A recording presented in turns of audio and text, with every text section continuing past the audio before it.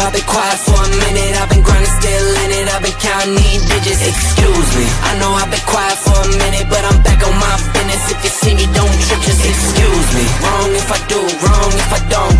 That's why I do me no matter what, so excuse me. Lie if I do, lie if I don't. The proof is in the story, take a seat and excuse me. The crash came when the cash came. Spend it before you get it like those rookies all on draft day.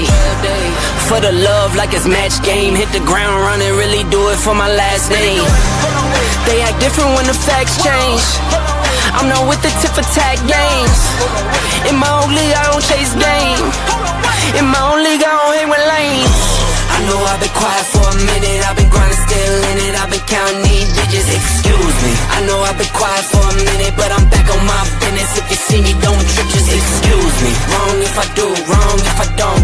That's why I do me no matter what, so excuse me. Lie if I do, lie if I don't.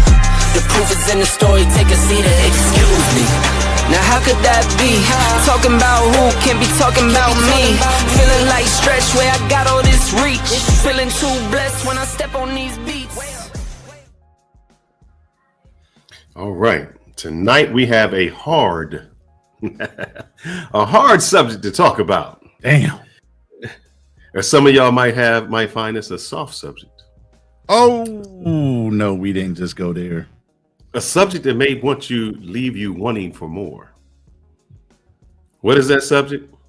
But a little serious. It's really about erectile dysfunction in men. We're going to talk about a few different things, which is erectile dysfunction, premature ejaculation, some prostate massaging. We're going to go through it all. Because we want to know, especially when you become couples and people and it doesn't have to be an older thing, because young guys are actually taking a lot of the Viagra pills today. So we want to talk about the game. All those things, Blue Chew, the blue pill, all kind of things. Mm-hmm.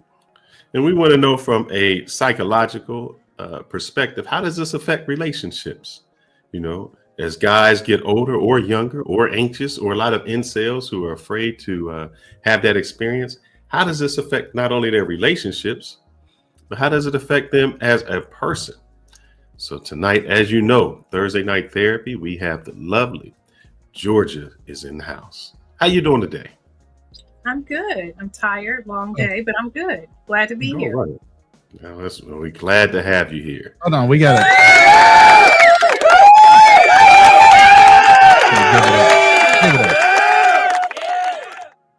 Thank you for my audience applause. You're welcome.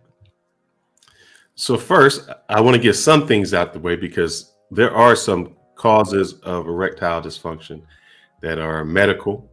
So especially in the Black community, you guys are having diabetes, high blood pressure. You're taking medicine for those things, cholesterol, and you're taking those medicines to combat those diseases that you have. And sometimes the side effect of that is erectile dysfunction. So I know we have contributing factors as well. Mm-hmm. Hormonal imbalances, chronic kidney disorders, obviously overweight, alcohol abuse, smoking, all those tend to, as you get older, lend to you not being able to get your manhood up, as they say. And I won't say this, and this will be my rumor, only my rumor and only my hypothesis. I know that Kevin Samuels was fighting with high blood pressure. And one of the things, and I'm not saying this is what Kevin Samuels did, but this is a trait of what a lot of guys do. They stop taking their high blood pressure medicine so that they can participate in sexual activity.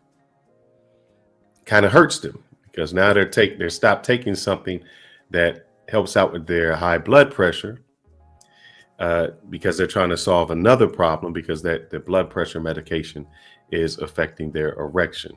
And we see what could take place. Not saying that that's what happened to him, but he was known to be having high blood pressure, and he was trying to engage in sexual activity. So those things can combat each other.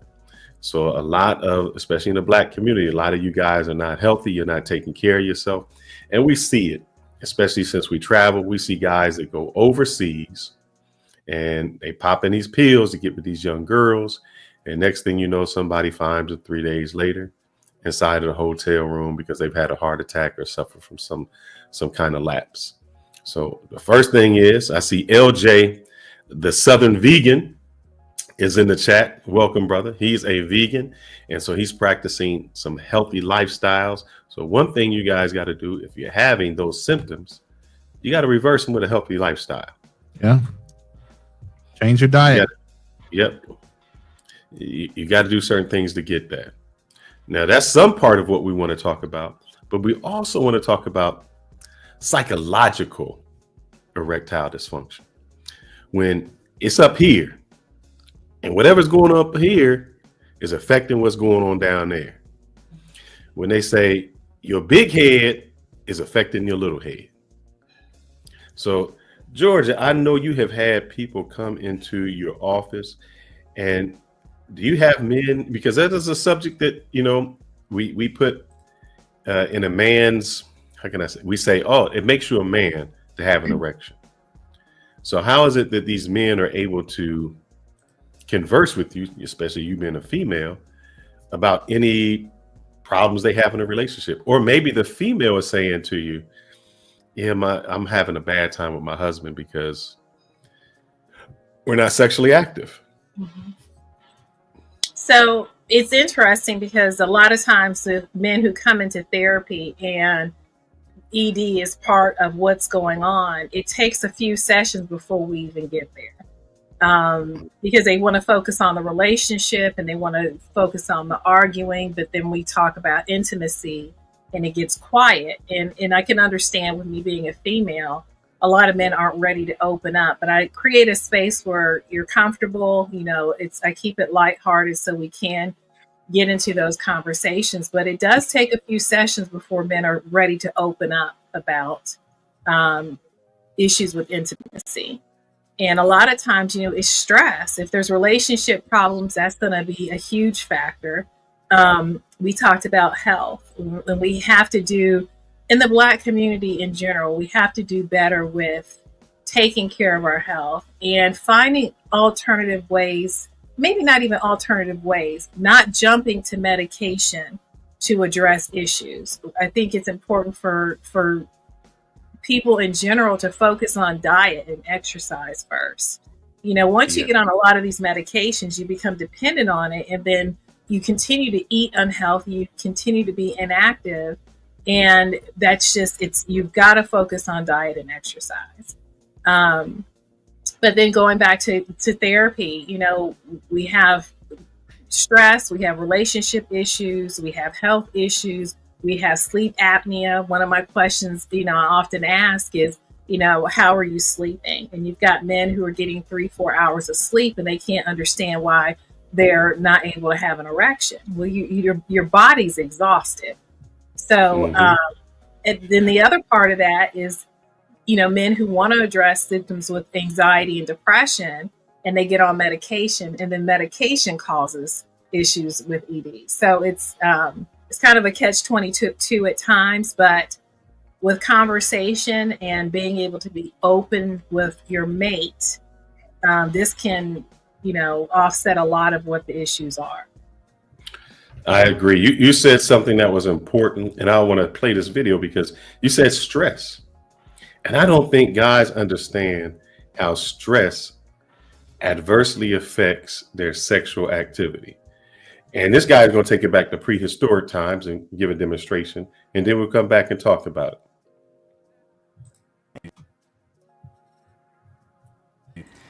The psychological aspect of erectile dysfunction, what we call psychogenic erectile dysfunction, it's actually something organic. When somebody gets nervous, they produce hormones that help us survive stressful situations. It's our fight or flight hormones, okay? We're talking about the cortisols and the epinephrines. These are the hormones that allow us to survive something that may be very dangerous for our overall health. The best way I can describe it is this way. I tell guys, imagine when we were cavemen having sex with our partners. If a big woolly mammoth came up behind you to eat you, what would you do? You'd run, right? Okay, and then I asked him, you ever try to run with an erection? You can't do it. Right. Your body prepares you for that. And that's essentially what happens when somebody gets anxious right before they have intercourse. Okay. Are there certain medications that can make a man's ability to perform difficult? Yes. Unfortunately, a lot of the medications that are given in order to treat patients for a lot of the medical problems do have as a side effect erectile dysfunction. Now, that does not mean that that gives them a reason to be able to stop their high blood pressure medication, because ultimately, if they don't treat their high blood pressure, they can end up with erectile dysfunction, or even worse, heart attack or stroke, or even death. Okay. So I know he went back to prehistoric times to talk about it, but he's right. I've never ran with an erection. I don't remember running and getting one, but he's absolutely right. I think it just goes back to stress. So when something stressful is happening to you, it's very hard to mentally focus and say, let's do that. Because for a man, we have to have somewhat of a mind-body connection in order to have some type of arousal. And if your mentality is messed up on a basis, unless you sleep or something like that, but consciously, when you're consciously performing, you have to have that connection for that to happen. And if it doesn't, the stress level, your work level, I know guys that work a lot and they come home and it's weird because you say, oh man, it's about sex. But these guys are thinking about, man, I got the bills to pay. I got this. So they aren't mentally able to even function because their mind isn't even in the sexual part. They can see the sex, but their mind is somewhere else. Do you see guys that are high performers or guys that try to perform run into that just because their expectations outside of the bedroom are so great? Oh yeah. So it comes up a lot, when partners aren't communicating about the level of stress going on, and the man is basically walking around trying to deal with everything on his own, and he feels like he can't even talk to his partner. And then you start failing in the bedroom, and so you feel like a failure, all failing in the bedroom, and you feel like a failure all the way around. So and you're not talking about it. So what do you do? So then a lot of times it turns to anger and frustration, and you're arguing more, you're disconnecting, and it's all at the end of the day, you have to communicate with your partner about what's going on. You have to talk about the stressors, whether it's at work, whether it's at home, and this will alleviate some of that. But this is outside of the health issue, so I'm strictly talking about stress, and it boils down to communicating.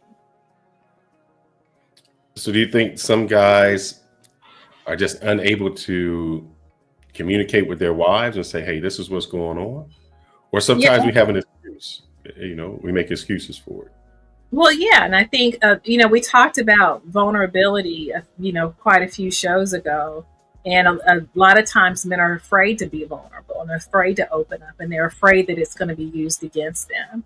So then you have men who basically just stop having sex with their wives. And so the wife is assuming either he's having an affair, he's not interested in me anymore, he doesn't find me attractive. And it's not that. He's not able to perform, and he's not able to communicate with you.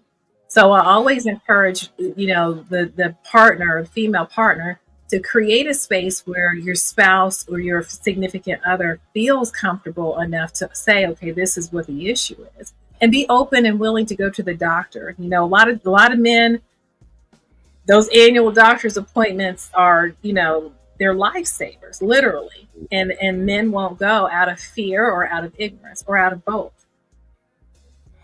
You brought up a point about being able to communicate. As you get into a relationship and you get into marriage, some of the things is about spicing up the relationship. A woman acts like it becomes a chore and it's not pleasure. And sometimes it's like, well, one, you got to beg for it. It's like, it's not on your mind, even though it might be on ours. It's something that might be able to release some stress and some other things. And then sometimes they just want to lay there and not be involved. So then if you feel kind of bad, like you're doing something wrong because she's not physically or mentally stimulated or wanting to actually have sex at that time, because it's just not in her, she's just not in the mood. You know what I mean?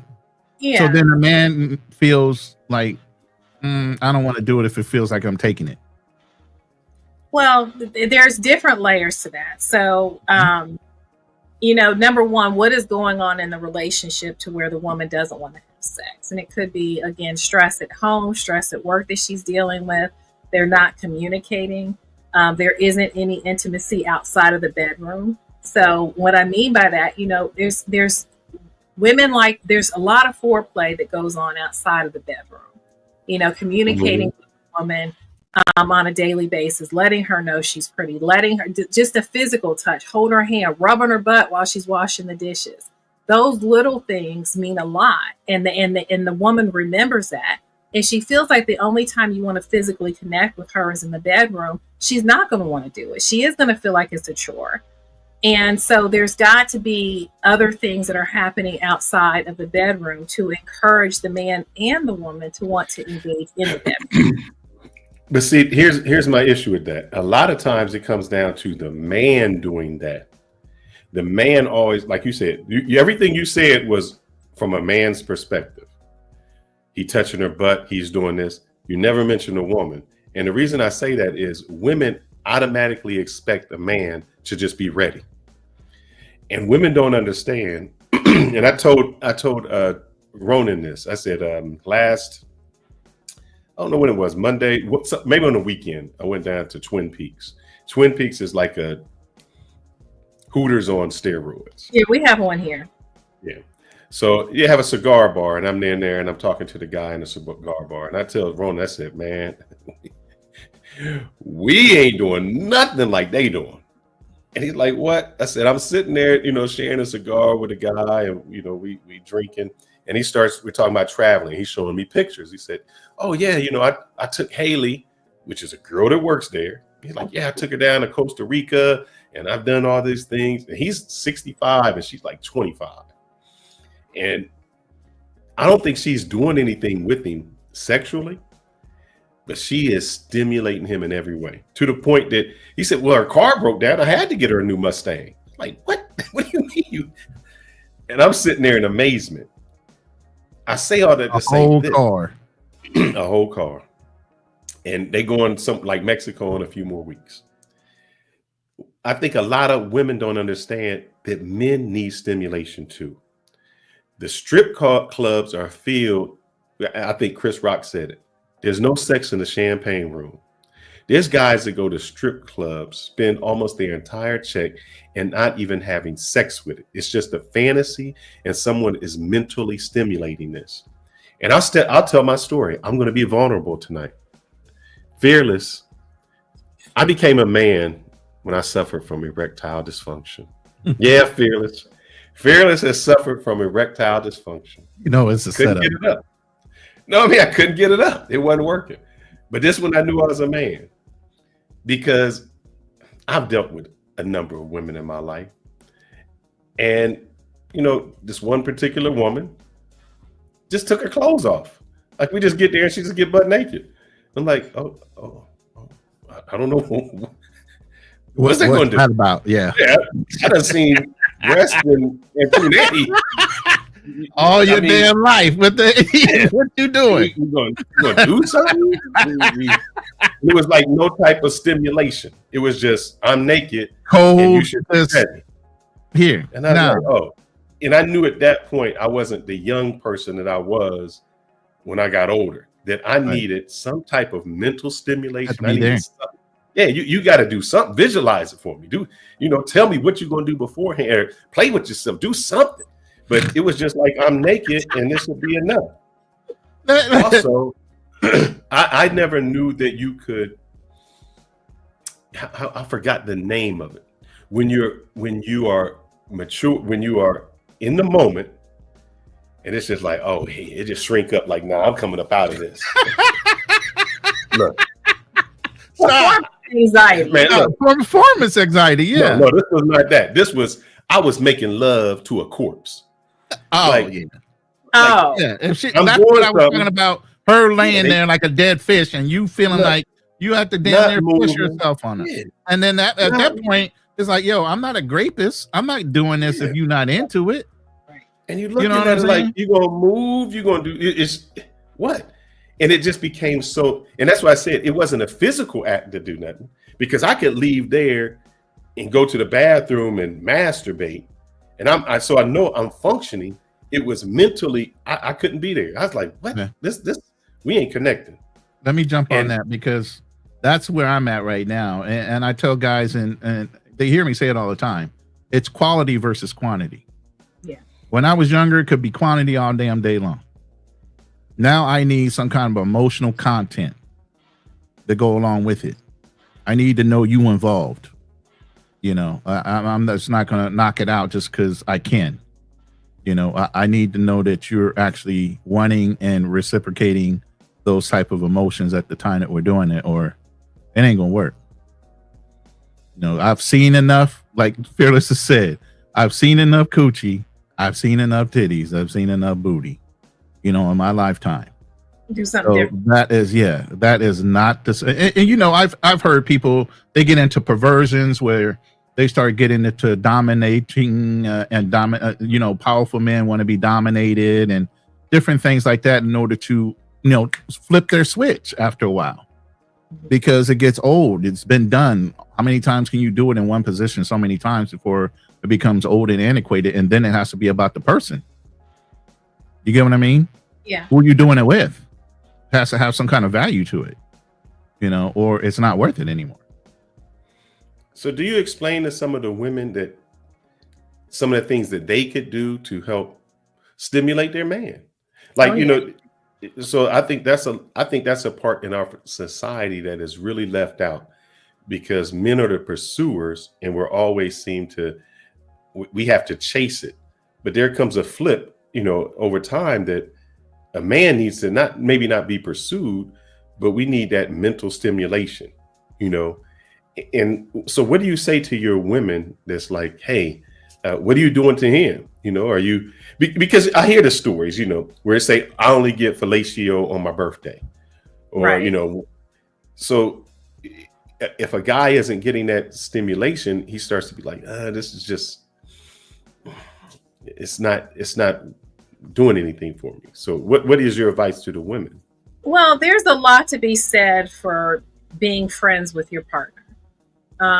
Because I think when you have a true friendship there, you're able to communicate your needs and your wants, and there isn't that disconnect. But when you're not friends with your partner, then and you all aren't communicating about what's going on with intimacy, then it isn't going to work. But a lot of times, you know, a lot of women, I'm not going to say a lot of these women, a lot of women who come into therapy are having issues with intimacy in the relationship. There's been so much bad mouthing and dogging of the man that, you know, he's not engaged. She doesn't realize how sharp her tongue is and how much damage she's caused. And so there's nothing happening. So a lot of times when it comes to what's going on with intimacy, you know, having conversations with the woman, you know, what are you saying in the midst of arguing? And I always talk to couples about arguing fair. When you start fighting dirty, you're causing long-term damage. Yes. And that is going to spill over into the bedroom at some point. And so, you know, teaching a woman, okay, how do you talk to your husband? How do we fix this? We gotta go back to square one. How do you two communicate with each other? And where's the breakdown in communication? And so a lot of the times it's really revisiting, you know, where she learned her communication styles. And a lot of times, you know, you're dealing with a woman who's coming from a single parent home, or a woman who's lived with a mom who's had some volatile relationships, and she's heard her mom calling him the N-word and, you know, talking about his manhood and things of that nature. And she's carried that on into her relationship. And so, you know, you granted you've had this argument 3 months ago, but what you said, you went after his manhood. And now you're trying to figure out why he can't get it up in the bedroom. So how do we fix how you two argue? It is not realistic to not argue with your partner. That's not realistic. But it is realistic to learn how to fight fair and not to get dirty and grimy in the middle of it. And so, again, addressing where's the breakdown with the relationship with the woman, and then what does she need to work on to address what the damage that she's caused. Because a lot of times these women do not understand how deep that damage goes. Yes. Yes. Another aspect, because I've seen this before, and I think it was done on good intentions, but it never worked out. I'll start with like my wife's grandmother. You know, I think they said something like, if you do a BJ, you know, you go to hell. And I'm like, well, we gotta go to hell then. I'm sorry. We got to go to hell. What Bible verse was that? You know, but that's how they do it. Because what about this? Because I've heard it where in Catholic schools they say, well, you heard it. If you masturbate, your hands will get hairy or something they would say about that. So all of those things are said for women and for men to prevent them from sexually even exploring themselves or put a real taboo on that sexuality. So how do you deal with that if you're in a relationship and the guy, you know, the guy is saying, well, I can't do this because like, I know I want to say either Jamaica or in Africa, like this is a taboo to have oral sex with a woman. Like I think Jamaica, they like, oh, we don't do that. Like to them, that's like a bad thing. So how do you reverse that, or how do people come out of that when the psychological part is deep? It's how I was born and how I was raised to think this is just a bad thing to do. Well, I wouldn't say how you reverse it, because if you truly believe that, and if you believe that there's, let's say not necessarily that you shouldn't do it, but there's a sin behind it, then I don't know that you necessarily reverse that. But again, that's why. So not even a sin. You don't get hairy palms for masturbation, and you don't go to hell. The myth. The myth.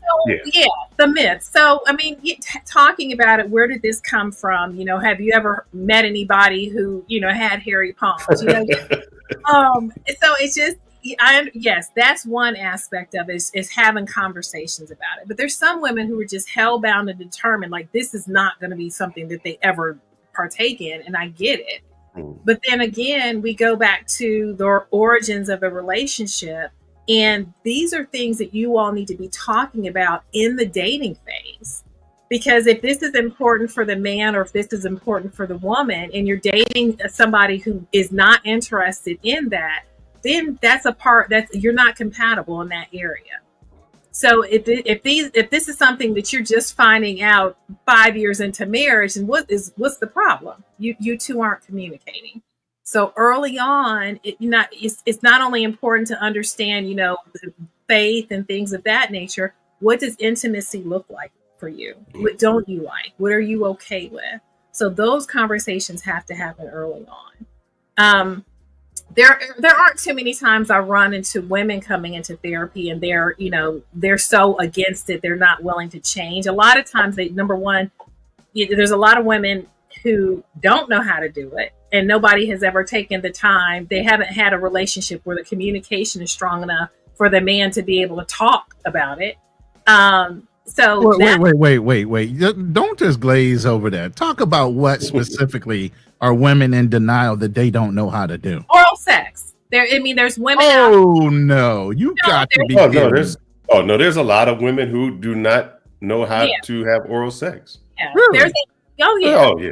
And they've done it, and the man, you know, they be biting. So they just have never tried it again. So some of us like a little teeth. I'm just saying, but look, you don't have to have no teeth to eat this meat. So there's women gummy bear treatment have tried it and they felt like they failed and they never had another partner who was willing to walk them through it. So they just said they flat out didn't do it versus I don't know how to.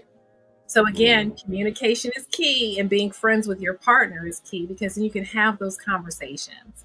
As far as men are concerned, there's some men who culturally that is not going to happen. They're not going to do it. And so it's not about talking them out of, you can't talk somebody out of a belief. That's not okay because then that can lead later on to resentment. So you just have to respect that. And a woman needs to know that early on. Again, communication early on is going to keep from some of those things from happening. But when it comes to somebody just not knowing how, talk about it. Let's learn, watch some videos, you know. But what happens when they don't know how to talk about it? Let me rephrase that. I know some women who have never orgasmed. And I know men that think that the sexual pleasure only belongs to them. So how do you combat that to say, well, I didn't think I had to please the woman. It was all about me.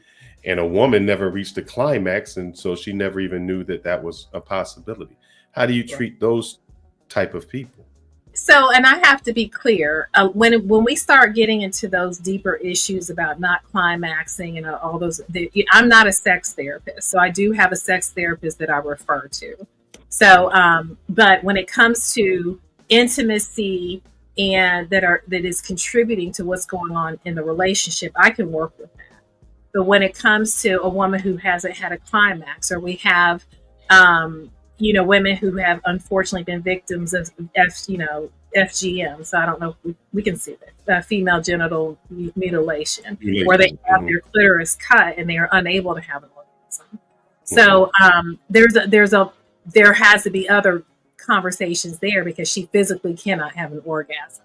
But there's other ways that she can be pleasured, but that she has to communicate that clearly to her spouse. And then he has to truly understand it's not about him. He is not responsible for that. He cannot make that happen. So again, it's having open and honest conversations. And so I want to. You said something a minute ago, and I don't want to lose my thought.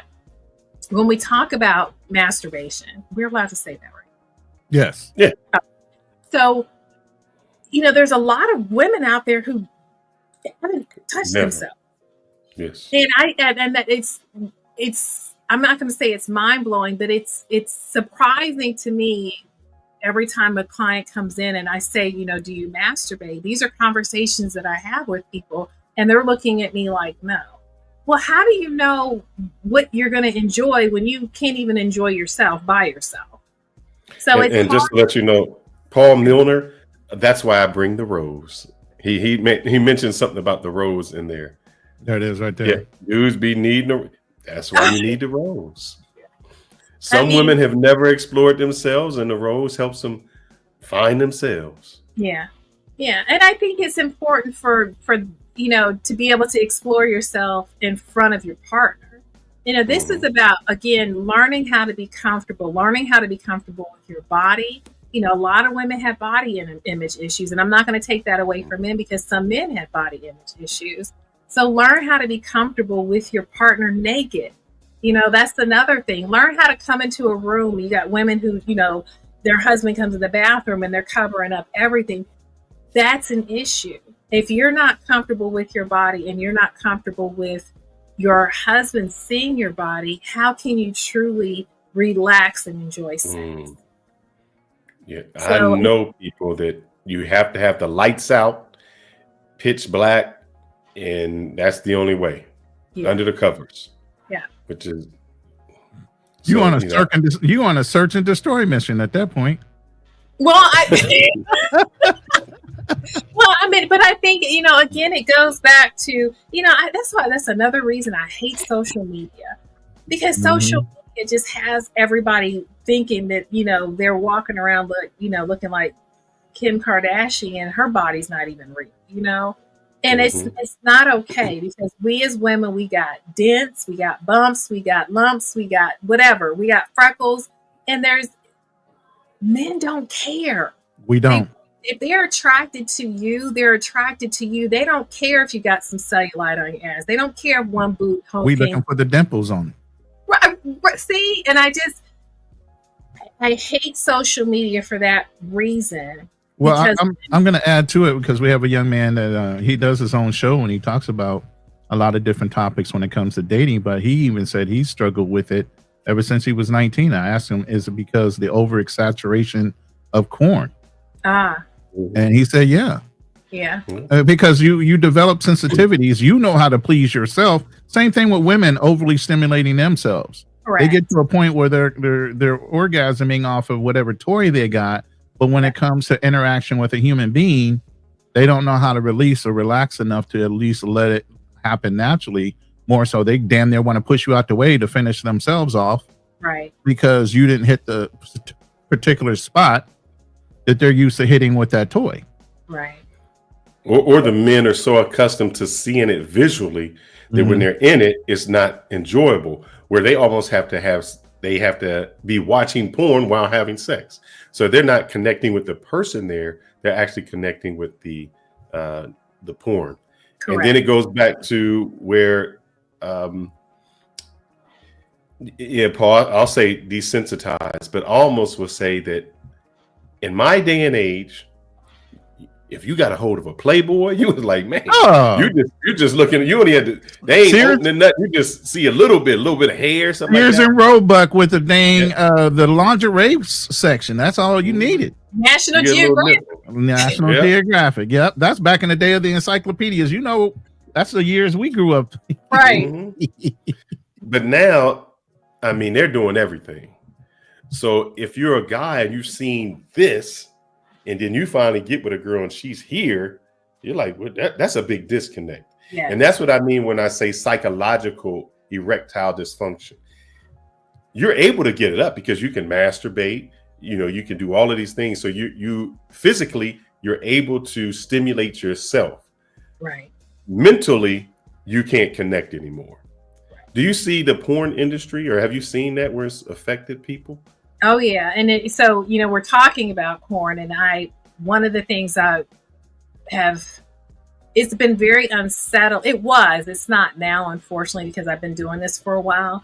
How many children are exposed to it? And when you're exposed to this at such a young age, by the time you get to 19, 20, 21 years old, you're not able to have an erection just with being out with a girl and she's touching on you, because you have been exposed to this stuff starting with anime with at such a young age. And so you've got people who really got to jump through hoops and do these magic tricks to get an erection, and that's a problem.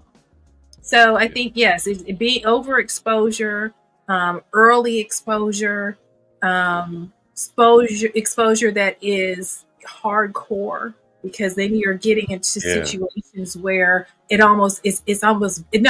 not. It is violent before it before you even become. Well, and then we have a whole community of what they call incels and black pillars and these doomsday type of personalities now with these younger guys and ladies, where it's so much easier and not such a hassle just to be on social media, go on OnlyFans, porn sites, and just please themselves in any kind of interaction whatsoever. Why bother? Right. Is the mentality. Right. Because it's just going to be a big jag. I'm going to get turned down, blah, blah, blah, blah, blah. Every excuse in the world. You know what I mean? Yeah. So I definitely think social media and access to just everything, it's made it difficult for men and women to be happy with how they look and to be comfortable with their partners. And if you're not comfortable with your partner, then are you truly enjoying sex when you're so busy trying to cover up and you're so busy, trying to compare yourself to whatever you saw on your last porn video? So It's just. So I'm going to switch a little bit. I want to go to. I want to read this real quick, and this is from No Excuse. Salute out to No Excuse. He's a traveler as well. He goes to a lot of different countries. He goes, it's not a problem for non-Western women to get a man erect. So he's stating that, the non-Western women is more attentive in order to, I guess, get the woman of the man excited enough to want to have that interaction. Western women have too many instructions where foreign women will be a muse for the man to be excited. So, I still think it matters what culture, because you can be in cultures that are super religious, really strict, and that's not part of the Western part. That can be Middle Eastern. That can be still in Latina cultures. That can be in other places. So I think it's place specific. I mean, we have all heard the stories of, the wealthy men in Dubai and what they do with the IG women. And seems a little, that seems way diverse. Oh, you haven't? It's extreme. So the guys are paying. They're offering like, hey, a free trip to Dubai. You can stay a few days. I'll give you 25 or 50 G's. One, if you have intercourse with this young little boy of mine, and if you let me defecate on you. And so they're going over there and they're getting defecated on, and they're like, hey, I got the bag. And they're coming back with the bag. I don't even know how many charges I would file if a man even asked if he could do that. No, but they are willing. They're doing it. They are willing participants. Meaning, I get it, I'm but flying you out. I'm going to do this to you. And they just look at like, well, I'll give up this dignity for a little bit of $50K. Yeah. I can wipe the poop off. I mean, I don't know what they're thinking. I guess I have no idea. It's crazy. I mean, there's all kind of stories on the internet about this. I'm ignorant, and I'll be ignorant because that's just no. Mm-hmm. So I wanted to call it hard sports and golden showers, or water games and hard sports. Yeah. So I wanted to say something about when Ronan said, having sex and a woman is just not participating. And, one of the interesting things that I also come across is when working with women with trauma who disassociate during sex. If you haven't worked through trauma, unfortunately, those things can surface actually in the act. And if you're not communicating with your partner as to what's going on, they think, okay, she's just laying there like a dead fish, when literally she's having a flashback or she's going through a traumatic experience. Right. So there's that's another reason why women who have been abused and men who have been abused as children, you have to deal with it because it presents itself when you least expect it. So again, you're dealing with a woman, everything seems fine. Either she freezes up, she starts crying, she starts trembling. She could even start screaming. She could lock up. There's a lot of physical reactions to trauma that women will experience during intercourse. And a man doesn't understand what's going on. And he's thinking, like, dude, move or do something. And she's literally having a flashback. Now, I will play this. I do not know if this is a flashback or if this is real. Could be, couldn't be, but you brought that subject up, and I had seen this earlier, so I just want to play it, and because I read some of the comments, and they just said if you feel like that, you should not even be outside. But we'll take a look at it, and I think this may be what you're referring to. I'll do this entire screen.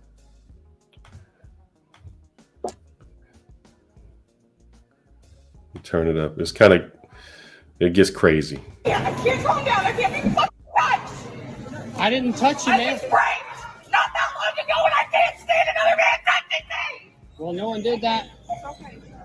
I just can't. Is this a prank? I can't. He won't go away. He needs to go away. He's the fucking problem. I need to leave? No. No, take Just back up. Okay. She threw some of my stuff. Okay. Where's she still? Hell if I know. I'm so sorry. You're not sorry. Well, she wasn't sorry when she cut in line. Fuck you. Screamed I didn't see you. to make it. I just asked her if she saw anyone in line. Just fucking leave. Just go. That's an Leave. adult. You're making it worse. Just walk up I'm to just them. talking. Walk up to them. Walk with Chris. Walk with Chris. Just to calm everything down. Yeah, I can't calm down. I can't be fucking touched. Yeah, that's good. Yeah. So that. Hey, let me stop sharing that. So I don't know if that was a flashback. I don't know what transpired with that young lady, but that may be something you're talking about. Some innocent act where a guy is just an innocent bystander. He's not even the person she dealt with or had it, but just the fact that he may have bumped into her. Right. That now, And then all of a sudden she's projecting it on him, like as if he's like part of the problem instead of, the real issue. I don't want to get off topic, but this is actually something that I've been thinking about a lot. Is I watch a lot of these arrest videos, and I see a woman reacting, and the more and more the arrest goes on and the interaction with the cop or officer goes on, I'm seeing trauma, but that officer is not able to understand what's going on. He's feeling like she's resisting, or she's just being belligerent, or she's drunk. And a lot of times that I watch these videos, I'm like, wow, I'm watching trauma unfold, and he's not trained to deal with that. He doesn't realize, and I get it. He's there to protect and serve and to handle the situation. He's not there to deal with trauma. But a lot of times I wish that, especially when dealing with females, and I'm not going to say it's just females because I've seen it with men as well, to have a female officer come in and try to de-escalate the situation before handcuffing a woman, especially a woman who's been assaulted or has been abused or been victimized as a child. Having cuffed behind your back is very traumatic. You know, feeling like you're powerless, you don't have no control over your body, or you don't have a way to protect your body is very traumatizing. And so you see a lot of women who are acting out, and granted, yeah, there's some women who are just being belligerent and ignorant. However, there's some of these women who have been victimized, and the officer doesn't know how to deal with it or doesn't know what he's seeing. I'm going to switch topics a little bit. We're going to get into premature ejaculation. That's a cough, really. That wasn't. Something in your throat. Feel it? Yeah, it was, Pause.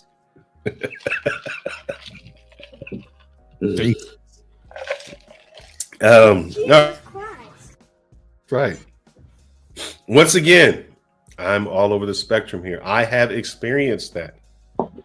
Now, I'm going to let the person define what it is. Maybe I'll let them define it, then I'll go back and go. So let me let them give you a definition, and I'll tell you my story.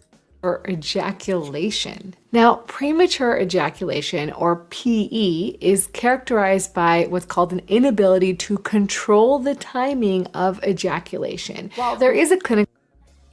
So before she goes on, I'll tell you. So I was working. I think I was at Red Lobster at the time. You know, I was trying to save some money to go to the prom. This is a true story. Y'all don't like my stories. I'm trying to save some money to go to the prom. So I'm about 17. There's this girl there. She's about 25. Now, the way we talked throughout this, today we would have both been gone for sexual harassment. We'd have been kicked out. But we did this every day. I talked trash beyond trash. What I would do to you, what I could do to you, you don't know who you're dealing with. You know, none of that. So Friday night, it was a Friday night, everybody late. And I guess, you know, she's like, well, come over. Show me what you got. Oh, well, hell. You ain't got to tell me twice. You ain't got to tell me twice. It's crazy because she had a personalized plate that I still remember to this day. Look, talked all this smack. 3 strokes in, I never felt a squeeze before in my life.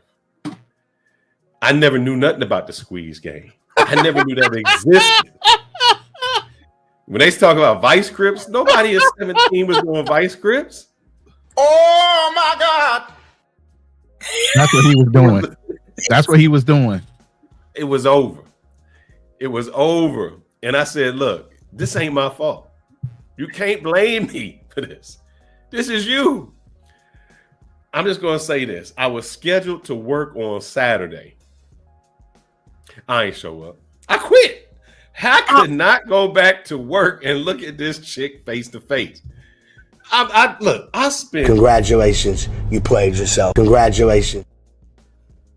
I spent about 4 weeks, if not 6, talking shit every single day. Every day. What I'm going to do? And I went in for the 3-stroke kill and rap. I had nothing to say. I couldn't look. Yeah, you sure didn't. I couldn't look at this girl face to face. I never knew that existed. I was like, my gosh. But true story. I would give her license plate if I. Don't do it. It still might be her plate. Man, oh man, yeah, this been years ago. But man, still might be her plate. Somebody might see it. Right. I know we got a super chat from Darnell. And Darnell, when I listened to this video,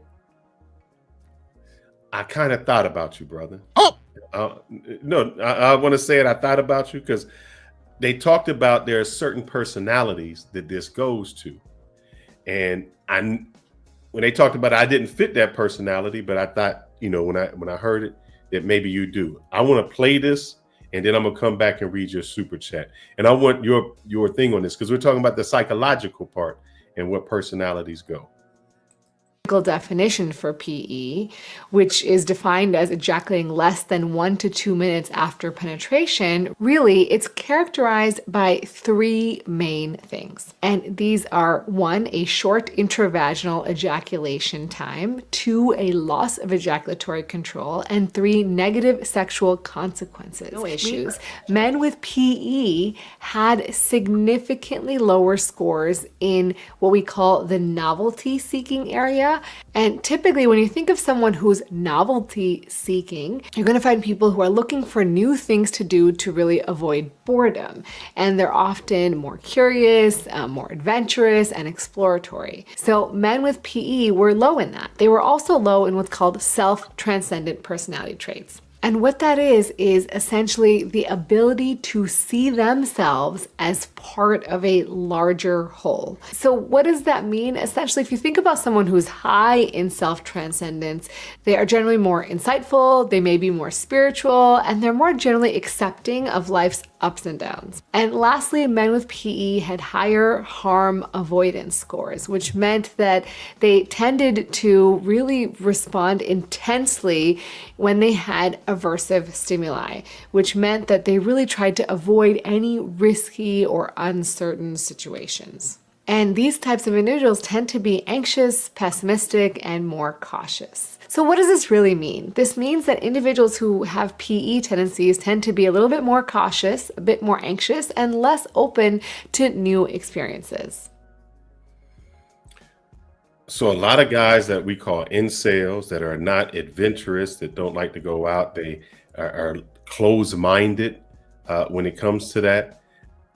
I think that's where it falls into. Do you see a trend with guys that may have this just because of their personality traits? I can't speak on that because I don't know that I've dealt with that. So, well, just in general, guys who are incels, which were involuntary celibate, how do they correspond with the opposite sex? What do you mean? How do they talk to them? Are they more shy? Are they able to communicate? Or is it, I'm just standoffish? What's the personality when it comes to that? Because that seems like where you would get your performance anxiety, where you would get, okay, I finally have sex after all of this time, and now I'm anxious for it, so I'm there. No, I'm reading the chat. He reading the chat. That's how I know he laughing. Don't read the chat. Y'all are diabolical, bro. I swear to God, y'all terrible. What did the chat say? No, you don't need to know right now. Don't look. Don't look yet. We'll read it off here in a second. What did he say? Nothing about you. Nothing about you. It's but not do you, about you. do you see that with those type of men? I mean, well, my thing is, before you even finish that, it just sounds like the dudes, like we're talking about the incels, the black pillars, staying in their mom's basement. They just don't have their stroke game straight. They don't know how to control it. You know what I mean? Or like you did, maybe you had your stroke game together, but you talked yourself up so much. Wolf cookies. Okay. You didn't know nothing about the grip that she had and her own ability. And she caught you off guard, lacking. That's all I can say. It happens to the best of us sometimes. You talk up a good game till you come up against somebody that got it better. You know what I'm saying? And then they just put it on you. I mean, it's the simple, short answer is like, Oh my God! Wow! That's what you were doing. You just did not know. I didn't. It could happen like that. So this incels is new to me. Incel is all right. Let me give you the depiction. Now, this isn't talking about anyone that we know, but when I think of incels, it's involuntarily celibate guys who would like to have sex, but they're just incapable of talking to women. If you painted a picture as that guy that's playing video games in his basement, that group of nerds that run around that don't know how to talk to girls, the outcast that was in school, that sat in the back, and you're like, man, they never talk to anyone. The guys who have no social life, Okay. I don't want to say a social outcast, because usually they're social amongst themselves, but not with the general public, and especially not when it comes to women. Okay. So they say incel is just short for involuntarily celibate, which means they're not having sex because they can't get sex. Yeah. But I mean, if they're at home, not and that's their spot, then they're not even putting themselves in situations to get sex. Correct. Because they don't have the social skills. Okay. They're socially awkward. I would say that. So that would be one reason. So they're a little socially awkward. And they're intimidated by modern women that are standoffish, and they don't want to, like I said, why bother? I can get on OnlyFans or Corn Site and get my rocks off masturbating versus dealing with a woman in real life that actually has some body warmth and everything else. You know what I mean? Yeah. The guys that are spending money on OnlyFans, the guys that are spending all their money at the strip bars, they're not coming home with anyone, but they're spending their money there because that's the outlet. But if the girl actually said, let's go somewhere and do something, they wouldn't know how to correspond with that. Yes. Okay. So I haven't seen it personally come into therapy, but I'm sure that it does exist. And I also don't, I think had I stayed working with individuals under the age of 18, I might see that more, but I haven't done that since the pandemic. So there's a lot that I haven't seen, but there's a lot, unfortunately, that I did see before I stopped working with that demographic. These girls who were, again, I think we talked about this, who were, getting the party buses with the pole in the middle, and they were, performing dances at their sweet 16s. And, what's left when this is what it looks like at 16. Right. And this is what boys are, being exposed to at 16 years old. So then what do you look forward to when you're 30 and you're married and you've got children and you've done all of the things before the age of 21? It's actually very sad to see how experienced some of these people, these kids are. And I'm going even as young as, 8, 9 years old. I'm like, and they think it's okay. And they're doing it with each other. So we're not even talking about predators. We're talking about, kids in the coat room at the back of the school. Yeah. Yeah. Yeah. So it's just what's left when you see that at such a young age. I'll read the super chat since I talked to Darnell. Now, Darnell, the only part that I was saying that referred to you was. Did you read the first one? You need to read the first one first. Oh, I only get morning wood. Okay. I'm just saying, thank you for the $2 super chat. Escape the Matrix. He sent that way early. Like, you only get morning wood. Hey, nothing wrong with that. So Darnell, just to clear it up, what I was saying with you was the person who was very cautious. So when the doctor was saying most of the guys are so cautious that they don't think outside of the box, they're not adventurous. And I say that because I watched an episode, was called like a documentary about love. And they were saying that there are people, because they talked about a woman or someone who jumped out of a plane and they chase the adrenaline. So those type of people either tend to cheat or want to do something outrageous just because they need an extra level of stimuli to stimulate them. So the adrenaline chasers, the people who go all about, those are the people who want something wild because they need to go up a notch. I mean, and you think about it, people, even like Michael Jordan. Michael Jordan is a person who on the court excels. The problem is he gets off the court and he's gonna spend $10,000 a hole golfing. Yep. Because he has to be this. He still need that fixed. He still needs to fix. So a lot of those athletes and people like that are chasing the fix. It's not even just the athletes. It's professional salesmen. It's CEOs of companies. It's always they looking for that next hype. And any normal thing just doesn't work anymore. They need something to throw it over the top that pushes the limits. And once they feed on that once, it's something that becomes addictive.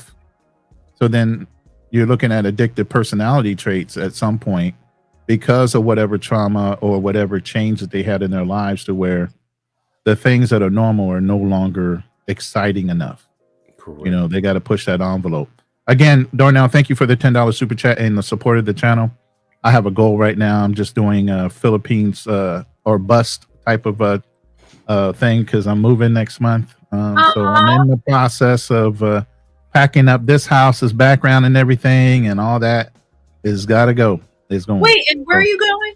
I'm moving to the Philippines. I'm where out are of the you country. I'm in Texas. I'm in Houston, North Houston. Oh, So, wow. So thank you for support, Darnell. $10 super chat, and then thank you for the super sticker. No Excuse Entertainment, $5. He says keep it up. So appreciate you guys' support of the channel and of this live. Thank you. And let you know that he will actually be on our live tomorrow on the Lions Den, talking about some issues that we have there. I want to revisit what you just said, Ronan, and I want George's opinion. Chasing that excitement. Have you run into anybody like that where they need that level to get off, or they're chasing something, whether it's an addiction or it's the high, sexual, and they have that addictive personality, and I'm putting this in a sexual way, we're only what we would call maybe non-normal things something extreme. Yes, or extreme. I mean, extreme things stimulate them. I mean, yeah, and not just men. And I'm talking about women, because I've been with women, and I've been doing stuff, and they take my hand and do this, and I'm like, oh, yeah, I don't know if I should be doing that, and they like they putting the pressure on. Yo, that's just in the bedroom. I've been attacked in the car, like driving, doing it. Like, yo, let me just climb over top of you while I'm driving. I'm trying to look around her and try to focus on all that stuff, and that's a kink for her. Yeah.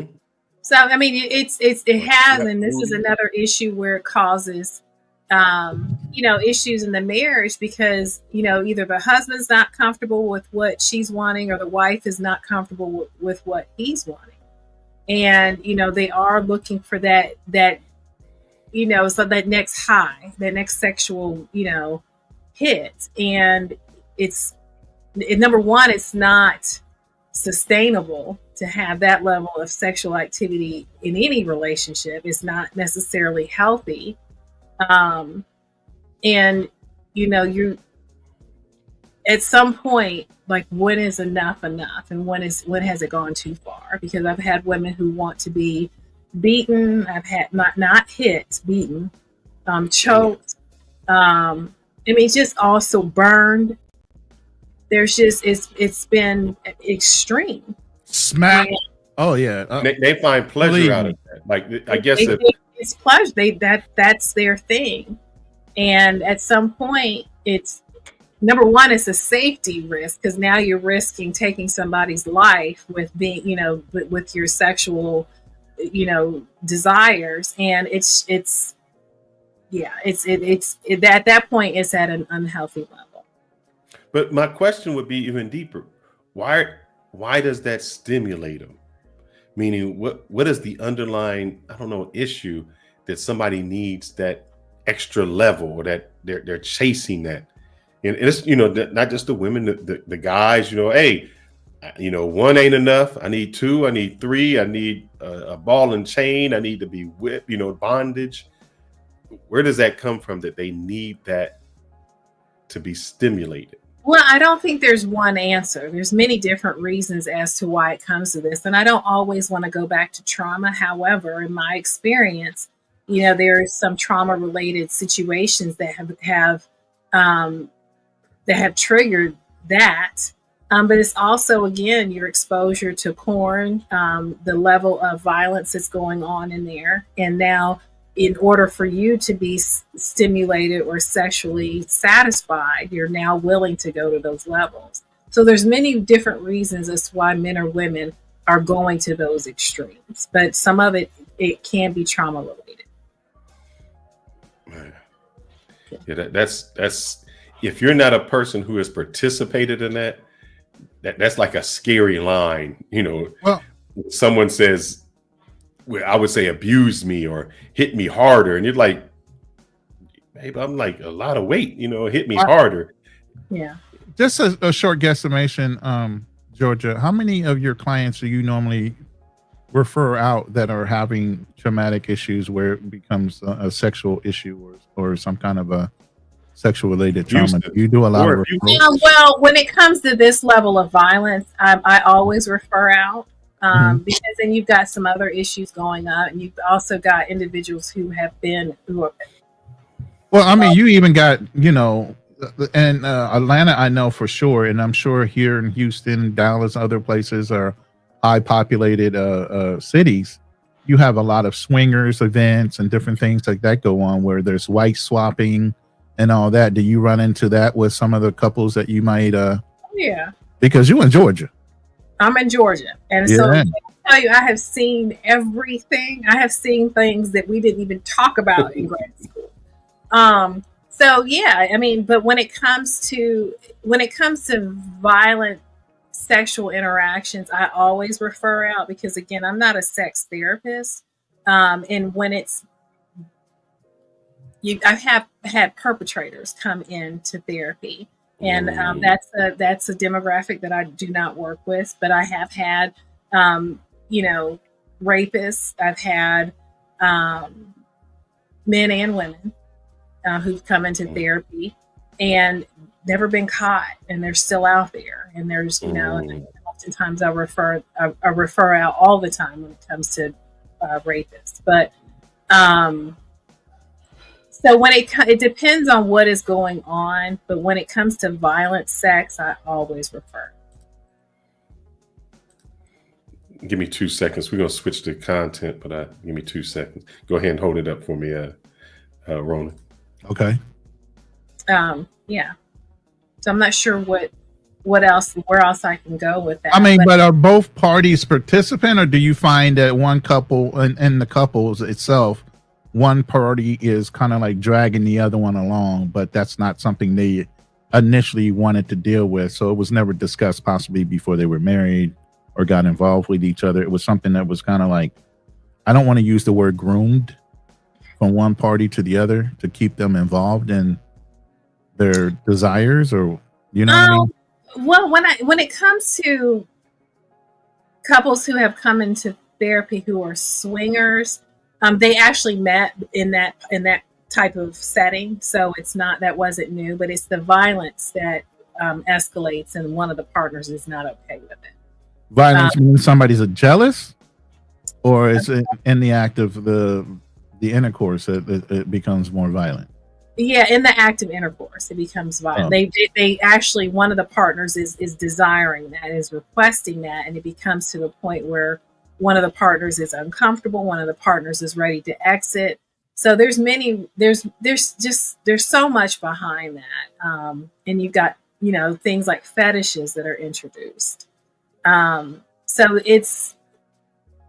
there's many different layers to the sexual component that has come. Since we're on couples right now, what do you as a therapist advise your clients? Maybe they're just now getting into dating that person. Do you have like a recommendation for the guys that are listening or on a replay? These are things you should have be comfortable with discussing with your partner when it comes to, like you said, the things they didn't dislike, and when it comes to intimacy, and then so on, and even into the swinger life or whatever their mentality or progression is of things that they want to involve the other party into. Well, I think all of it has to be discussed. I think when it comes to learning about a person, the conversations about intimacy have to be addressed. It can't be, we'll just date and see how this, goes along, because there's some things that people are interested in that the other person needs to know immediately. Immediately. Different from, talking about STDs. I think these are conversations early on, because intimacy is such a huge part of relationships. So if you're desiring to have, multiple partners, if you're desiring to have, hardcore sex, those conversations need to be had. But how many times have women or men convinced themselves that they can get over it? I'll give you an example. Maybe a woman is looking for a well-endowed man, and he's not well-endowed, but he has money, and they're like, I'll deal with it. Or maybe the man, I think Black Man Travels brought this up. He marries the virgin, but he's always had sex with the prostitutes. So he's used to doing all the crazy stuff. And he's like, well, I have someone who is conservative, and I'll adjust to her. How do you get with that parallel when someone says, I'll just adjust to it? Well, I mean, this is when couples come in and we talk about your non-negotiables and the things that, the things that you're okay with, the things that you're not okay with. I think that this is along that line. First, is she okay with the fact that this has been his sexual history and she's a virgin? Those are conversations that need to be had. Is he okay that she has an extensive sexual history and he's conservative? I think, respecting each other and being willing to have those open and honest conversations, that's a part of the dating process. And that needs to happen early on in the dating process. That can't be a surprise, once the wedding day happens and you want me to tie you up against the door and have sex with you. That's not, we can't wait for the wedding night for That's that. true. You definitely need to have an open conversation about that. And I think that's part of the pair bonding, but a lot of people don't understand what pair bonding is nowadays. And while you're dating, getting, mentally stimulated and bonded with that person to where every subject is on the table and you're comfortable with talking about it even more so, because so many people are in a rush just to have sex. They don't ever bond and actually have a communication or talk for a while to have a general understanding, like you said, a friendship. Friendship goes a lot further than just hitting it and then you don't know, because now you done digmatized her, or she done pushy whipped you, and then all of a sudden y'all just can't resist each other but have no commonality whatsoever between the sheets. And I'm gonna go, and you said it, but I'm gonna go back and reiterate the importance of being friends before you introduce sex. Good sex can literally blur the lines of many things. Facts. It can blur the lines of a broke person, somebody who's abusive, somebody who doesn't know how to have relationships with family members. It blurs the lines. Good sex will make you deal with anything. And so if you keep that off the table for a while and truly become friends with a person, then you all can have conversations that when ED comes up, or when a woman is going through menopause and her body's not producing, bodily fluid like she used to. All of these are conversations that healthy couples have. And you can't wait until the time comes to say, oh, we need to talk about this. But you all don't even know what each other's favorite colors are. And so now you want to have a serious conversation about sex. You have to be friends first. If you're not, then when things come up, you're not going to know how to deal with it. I always say that good sex helps you with the butt. Yeah. Oh, yeah. With the what? The butt. It's like, look, I had a bisexual girlfriend. She was crazy, but okay, I got like you. Not the booty. Okay, not the booty, yeah, that's where I thought you were going with. I was like, where's that got to do with? Helps you with the butt. Okay, the butts. Yeah, but I can look past it because of what I've already been addicted to, per se. Darnell Elliott, thank you for the $10 super chat. He says that Fearless, the older you get, the more cautious you get. When you turn 25, how much did you save in auto insurance compared to driving habits in your early 20s and compared to driving habits today? So he's basically saying you take a lot more risk. Wrong. Yeah, no, he's absolutely wrong. I do not agree with that. I was you not don't? more. I actually do. I was not more cautious, because what he's mean is cautious is, as I got older, I understood my cautious to him is he got one friend, he's staying in one place. That's his cautious. That's not my cautious. My cautious was I was cautious when I was young because I was scared. When I got older, the worst thing a girl could say to me is no. My social circle increased, that I didn't have to have these one little friends. I could have friends in every sector. So I was not as cautious to go out. It wasn't that I needed to stay in my city or my state.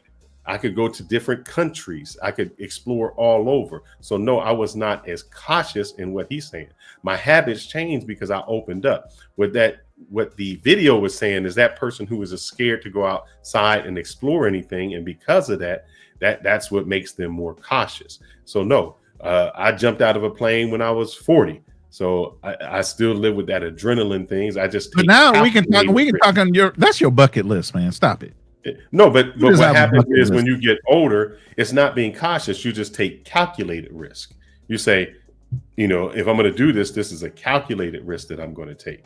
So that's not his cautious is entirely different. But let's see what he's saying on part 2. So his part 2 is, thank you for the $10 super chat, Darnell. Part 2 says, how about your investment strategy of today versus Fearless in his 20s?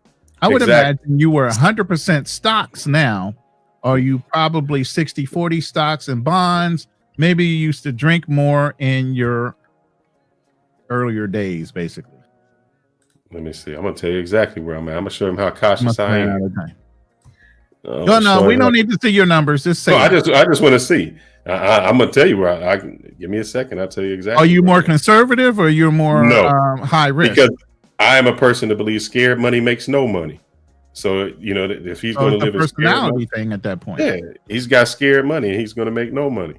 He lives, if you keep living like that, something's going to happen. Just like now, the stock market just went dead.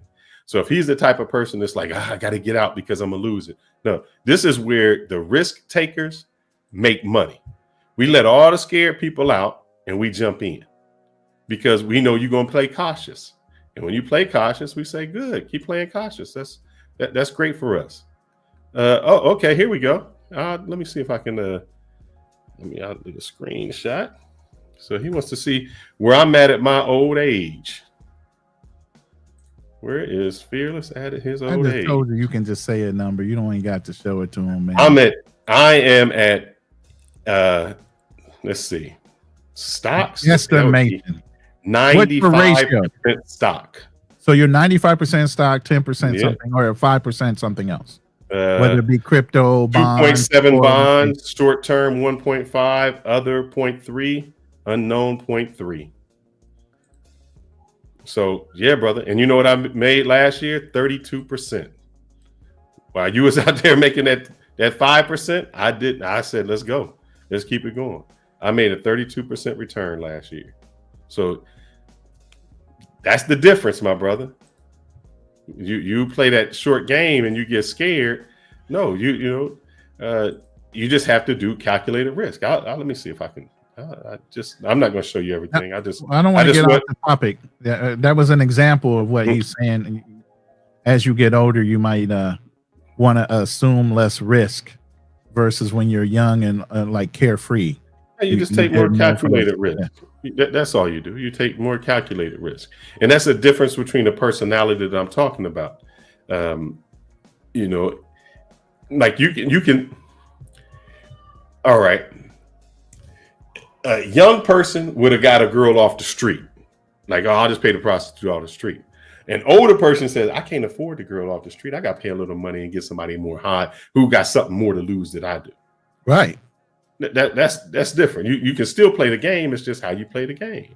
Yeah, you don't want somebody ain't got nothing to lose coming up in your house or dealing with her, because then she's going to crash out and take an opportunity on you. What you got more to lose at this point as you get older. So you're going to be a little more calculated on the way you're moving and who you picking. That's why I said, if I was to try to do something like that, why would I go to the area where they're low class women versus going somewhere where you're walking into a country with your top 5%er? Why are you going to some low grade chick when you should be going to their top of the line type of women that are in that country that are professionals? Mm-hmm. That's the difference. So, his cautious would be like, don't leave the country. My cautious is, I don't think he's saying about himself. It's just, he's saying in general, when you're younger, most people don't do that. You know what I mean? Yeah, but those are the people who you're the exception to the rule, Fearless. Let's just put it that way. Everybody don't function like you do. No. All right, let me ask you this. Do you think how many older people do you think is in Bitcoin? Bitcoin is risky. Bitcoin doesn't do that. But how many older people do you think? Do you think that's just a young person's game?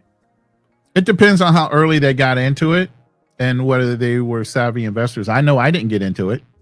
And because I knew the story and I was in that field at the time, I was in investments, and I was always, I did retirement stuff though.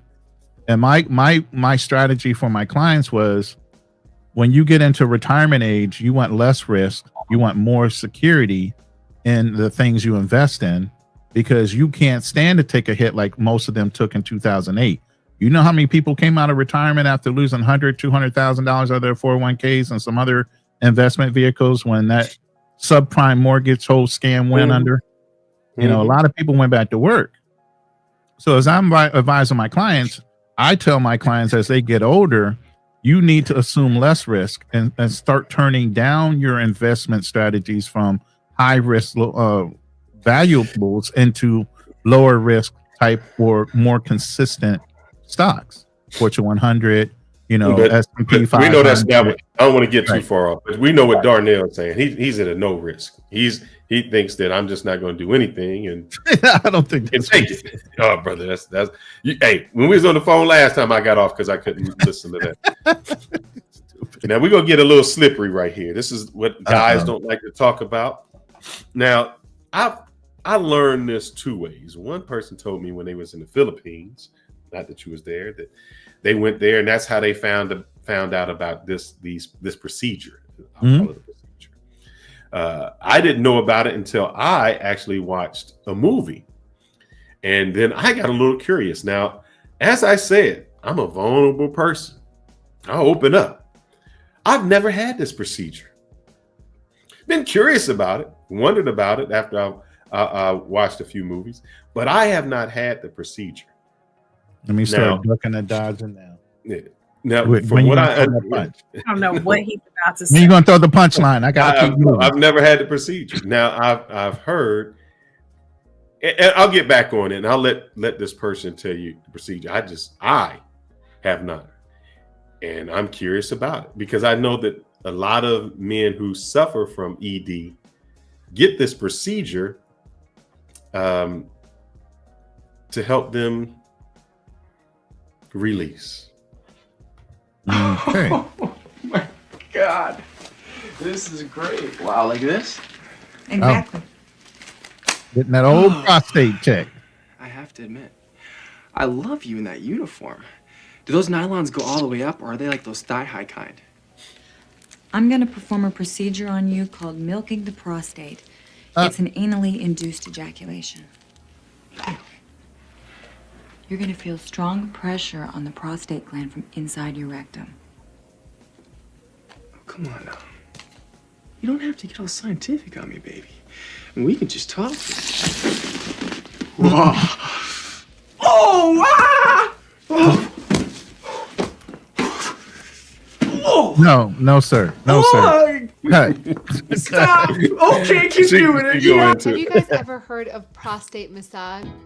So before we get into prostate massage, it's important that you know exactly what the prostate is. So the prostate is a walnut-shaped gland that sits underneath the bladder around the PG-13, please. So how do you access the prostate? Hey, well, this is it's scientific. actually through the anus and into the rectum. So that tissue overlying the prostate is essentially the rectum, and that tissue is very delicate, and so you want to be very gentle when you're performing any sort of prostatic massage. Typically, when we do any sort of prostatic exam, we have gloves to cover our fingers to make sure no bacteria from our hands get into the rectum, and we use a very well lubricated finger. However, despite using it for medical purposes, many people find prostatic massage to be very pleasurable for sexual purposes. And that's not surprising. There's a lot of nerve endings on the prostate that can cause it to be pleasurable for some people to undergo prostatic massage. However, if you're going to do prostatic massage for sexual purposes, there's a couple things to keep in mind. Number one, you want to make sure you have consent from your partner to do it. If you are initiating the prostatic massage or asking for it, you want to make sure the other partner feels completely comfortable. Hey, you got to get consent, man. You're going to have consent to get in there. Into the bloodstream and make them very, very sick. Also, but so here's the thing. Brother, what's that? No. So the first time I heard of it is this. There was a girl who worked in a nursing home. And what she said, no, this is biological. I guess the guys in there could not get an erection. So what they call it is milking the prostate. So if you don't release from if you don't release sexually, your prostate can get inflamed. And so what they would do is they would go in and medically stimulate the prostate. The person was Who was they? The nurses. They would still ejaculate, and it would. This is medical, man. I mean, you can look at it like that and say that, but I'm talking straight up. That's what facility facility was this? Nursing homes. And so not only that, for the old men. When I worked in another profession, there was a gentleman that, and let me see how I can put this delicately in a way. There was a gentleman who was raped. I'll say that. And he felt guilty because during that act, he ejaculated. And he was like, how can I ejaculate? I'm not gay, but I did that. And the nurse explained to me what happens is during that act, they can hit the prostate, which makes the person ejaculate. And so, yes, prostate massage. See, they got it right here. Prostate massage is good for you, but I prefer my girl to be. Yeah, see, it's not something I know. I ain't on the ditty. I'm just saying, brother. See, Paul is one of them dudes who's a closet gay dude. He's scared. He don't know about the roles. He don't know about nothing. He's probably I lied when I said I made the video for Darnell. That's actually for Paul. He's scared to explore himself. Now he know he done stuck his finger. He wiped his booty and stuck his finger a little bit deeper in there. Nigga, you get it. But all jokes aside, I'm going to need therapy after tonight.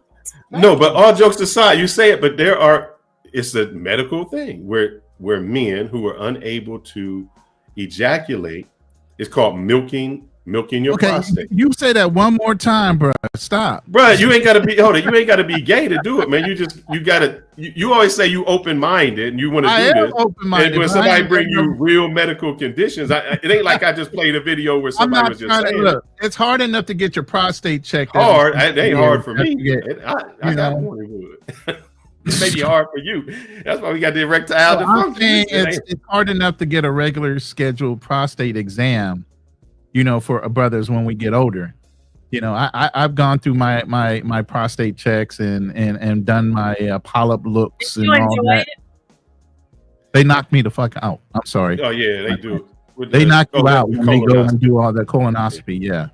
So yeah, I've done all that, but it's not like I seek joy from this thing. It's something I have to do medically. And then I'm done and over with. Hey, I've had my hemorrhoids removed. I'm happy. You get what I'm saying? I take them all. There's only 3 of them back there anyway. Just take them. I can't. can't. Took 2 and left me with 1. Damn it. I'm sorry. We should talk about that next time.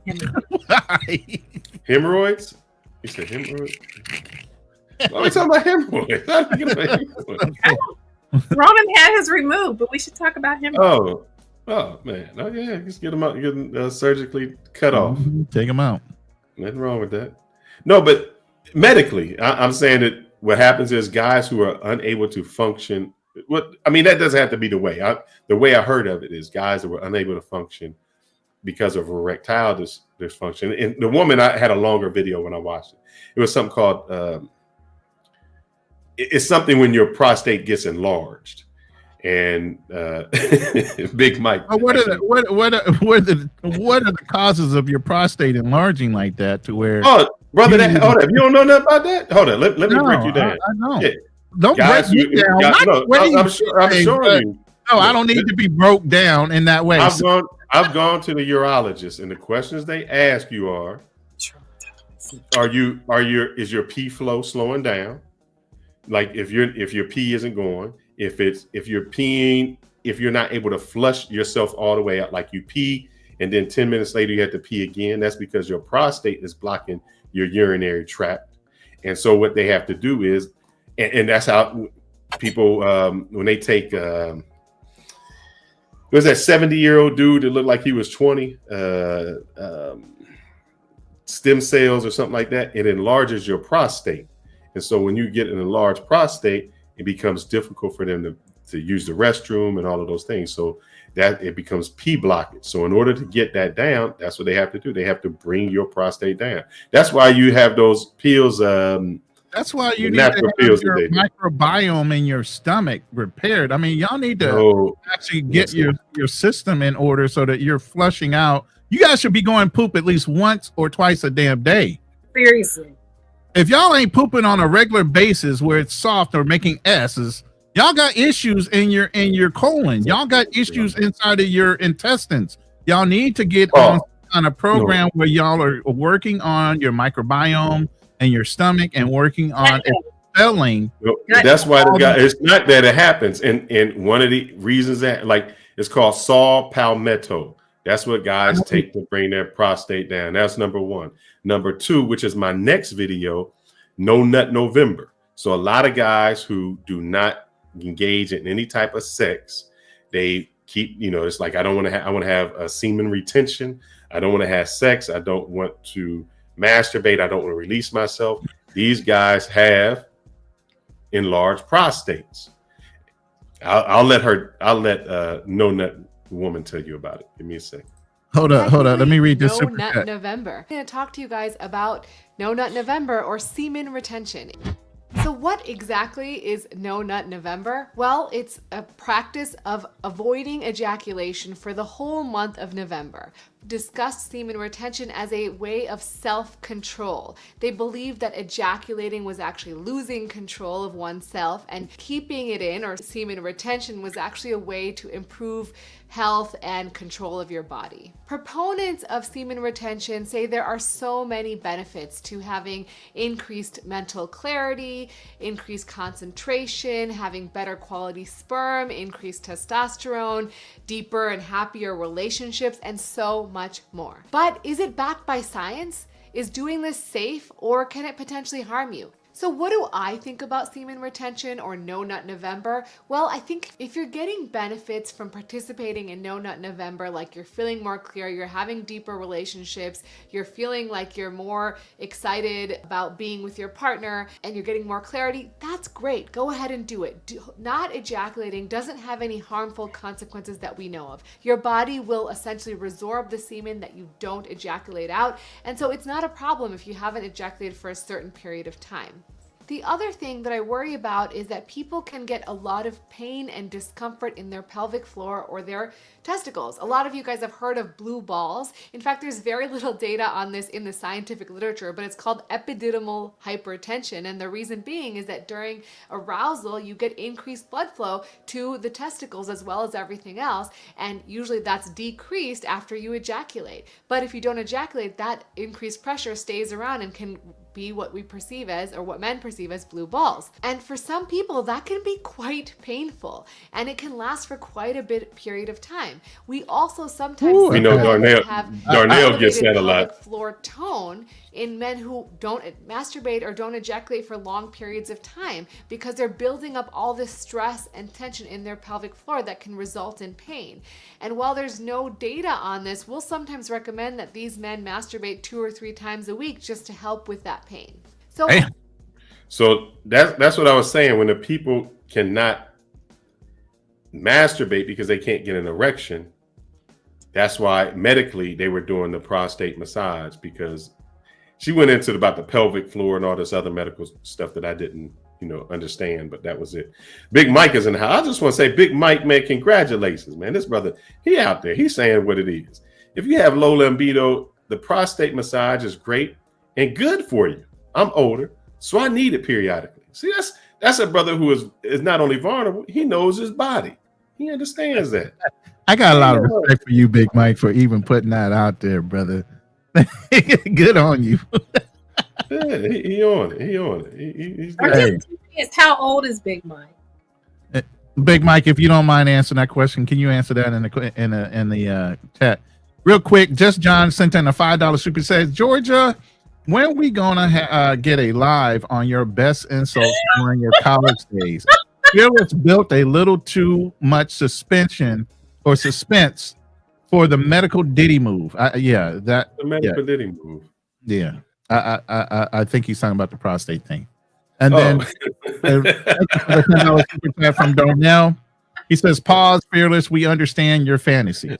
That is hilarious. Hey, ain't no wrong with that, brother. I see a real man is open enough to say, I'm still a man and I can still do it. Just because Big Mike is 58. He's a year. Well, I will be 58 this year. He's right where you at. He's right where you at. I'm 57 right now. I'll be 58 in October. So. I think Just John, you're not going to get any other information on my 20s. She said no bueno. Thank you for the $4.99 super chat from LJ, the Southern Vegan Brothers. You better listen to Ronin Travelers and Fearless. Your GI health is the key to your overall health. Facts. Clean them damn colons out. Man. And guys, look, I was scared to go get a colonoscopy because I was like, I don't know. I didn't know what to expect. I'll tell you who helped me out. I skipped to that shit because I wanted to make sure I ain't had no problems, bro. I seen a video. I will give him credit. Will Smith. I seen a video where he talked about it. He went in and they said they found polyps, and I guess they had to cut them off, and the polyps could turn to like cancer. And I was like, whoa. And then I thought you had to be like 55 to get it. And then when the insurance person was like, oh no, you're eligible. And I was like, man. And so I'm hyped. I schedule it, and I'm like, I don't really know what to expect. And, I'm thinking it's like the prostate. They're like, oh no, we put you to sleep. And then I was like, well, you want to be awake for it? Well, I was like, I want to be awake. And then he's like, this is what he did. He said, you want to be awake while I put this in? I was like, what? I want to be awake for that. And then they got a camera in that shit too? No. Yeah. You don't want to be awake. So hey, let me tell LG real quick. So LG, what they do is I went in, laid down on the side. I looked at the clock because I thought, man, I'm going to be out for a long time. Oh, I woke up. I went to like 12 o'clock, and at 12:15, he was like, you good? I was like, what? I ain't, because I'm always scared to get put to sleep. So it goes that quick. Yep. And they'll go in. And the good thing is, LJ, is you want to take care of it, because if you have any polyps, I did not have any. I was good. So I was great. So I don't have to go back like 10 years. Good to go. Yeah, they'll cut them off. Because and this is how people get colon cancer. Yes, you guys are just so scared to have somebody up your booty, like Darnell. You're so afraid. This is a lifesaver, man. Because your colon. And here's the thing: the problem is, LJ, a few days before they're gonna have you drinking a whole bunch of stuff. Oh yeah, you're gonna be drinking a massive amount. I got some tricks. I'm gonna tell you in a minute. Your system, real. And it flushes you out, and that's the whole purpose. So you can come in with a clean colon, better than chitlins, my brother. Oh yeah, seriously. You run it straight water. You run it straight water through that. By the time you get done, so it's squeaky clean. Yes, you done lost about 4 to 5 pounds, whatever waste you were carrying. Beautiful. You need to flush your system. Yes. Feel good. So I want to speak on that because this is a subject near and dear to my heart. My father actually died of colon cancer, and it was the issues that my father had before his death were all preventable. And colon cancer, he just didn't go to the doctor. My dad was terrified of going to the doctor, so he just didn't go. He was exhibiting a lot of symptoms before he passed, and so my siblings and I are all high risk, and so I've already had mine. all of my siblings we have been so good about staying on each other about our annual appointments. And it is scary. And for men who may not have come from a history of seeing your fathers go and have their regular checkups, to me, that's the manliest thing and most responsible thing that you can do is go and have your annual appointments. Number one, it's a level of maturity that a lot of men don't have. And it is a selfless act to go to the doctor and take care of yourself, because at the end of the day, if you somehow come down with any type of cancer, and I'm not just talking about colon cancer, the responsibility falls on your loved ones to take care of you. And this is preventable. Colon cancer is something that if they caught early, is preventable. The polyps can be removed before they turn into cancer. So I just think it's irresponsible not to go to the doctor. I think it's a very selfish thing for men to say, well, I don't need to go. No, you need to go. You need to go every year and have all the checkups done. So my little cheat was Miralax is what they give you, or you can actually get the stuff that they prescribe. But Miralax and 8 bottles of yellow Gatorade. And you divide the Miralax into 8 bottles of Gatorade, and you pound it down. Every 15 minutes, you do a bottle. Pause the word. Pound. It was the best. But my sisters had me terrified. It was the best experience. I got some Desitin on my booty, and I got baby wipes and baby shampoo to shower with. It was the best experience. I didn't have diaper rash. I wasn't in pain. And let me explain why she's saying that, because I don't think you explained. When you take that, you can't leave the house. You ain't leaving. You ain't going nowhere. Yeah, you're not going nowhere. You are stuck within about 5 steps of your bathroom toilet. You ain't going nowhere. Don't think you're going to fart. Do not try to fart. Don't do it. You're going to blow out your whole couch, whatever you're sitting on. But when I tell you, there was no issues, and I was clean as a whistle. My exam, no polyps, no nothing. And it's not just for colon cancer for the brothers. I've had 2 family members die from prostate cancer, and that could have been prevented as well. Absolutely. It's prostate checks on a regular basis as well. I'll say LJ. I know he said his. Let me put sorry for your loss. Sorry about that, brother. He said his father died of prostate cancer. And here's our ignorance. I'm going to tell you my ignorance. I thought we just seen a video about this prostate massage and somebody going to check it. They don't do that till you late, until there's a problem. Prostate cancer, when I talked to the doctor, because I was like, man, he's like, you want your prostate? And I was like, man, I don't know.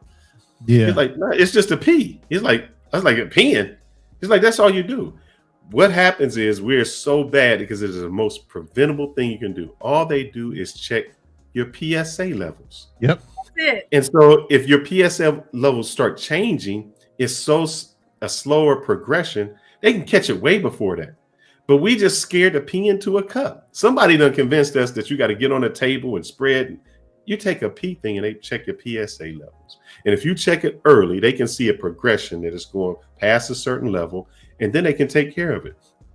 What happened, LJ, is probably your father never had it checked. Yeah. And by the time, and here's what happens. By the time he gets to the point where he can't pee, where his pee is just dripping out because his prostate is enlarged, it's too late. That's what happens.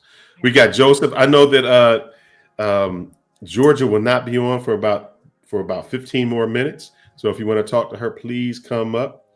Let's bring Joseph up. Joseph, how you doing? Hey, brother, how you doing? This is a good brother. We talked to him before. Yeah. Joseph, how you doing today, brother? Hey, how's it going? Check see if you muted yourself, but you're unmuted on our channel. Okay. Joseph. No?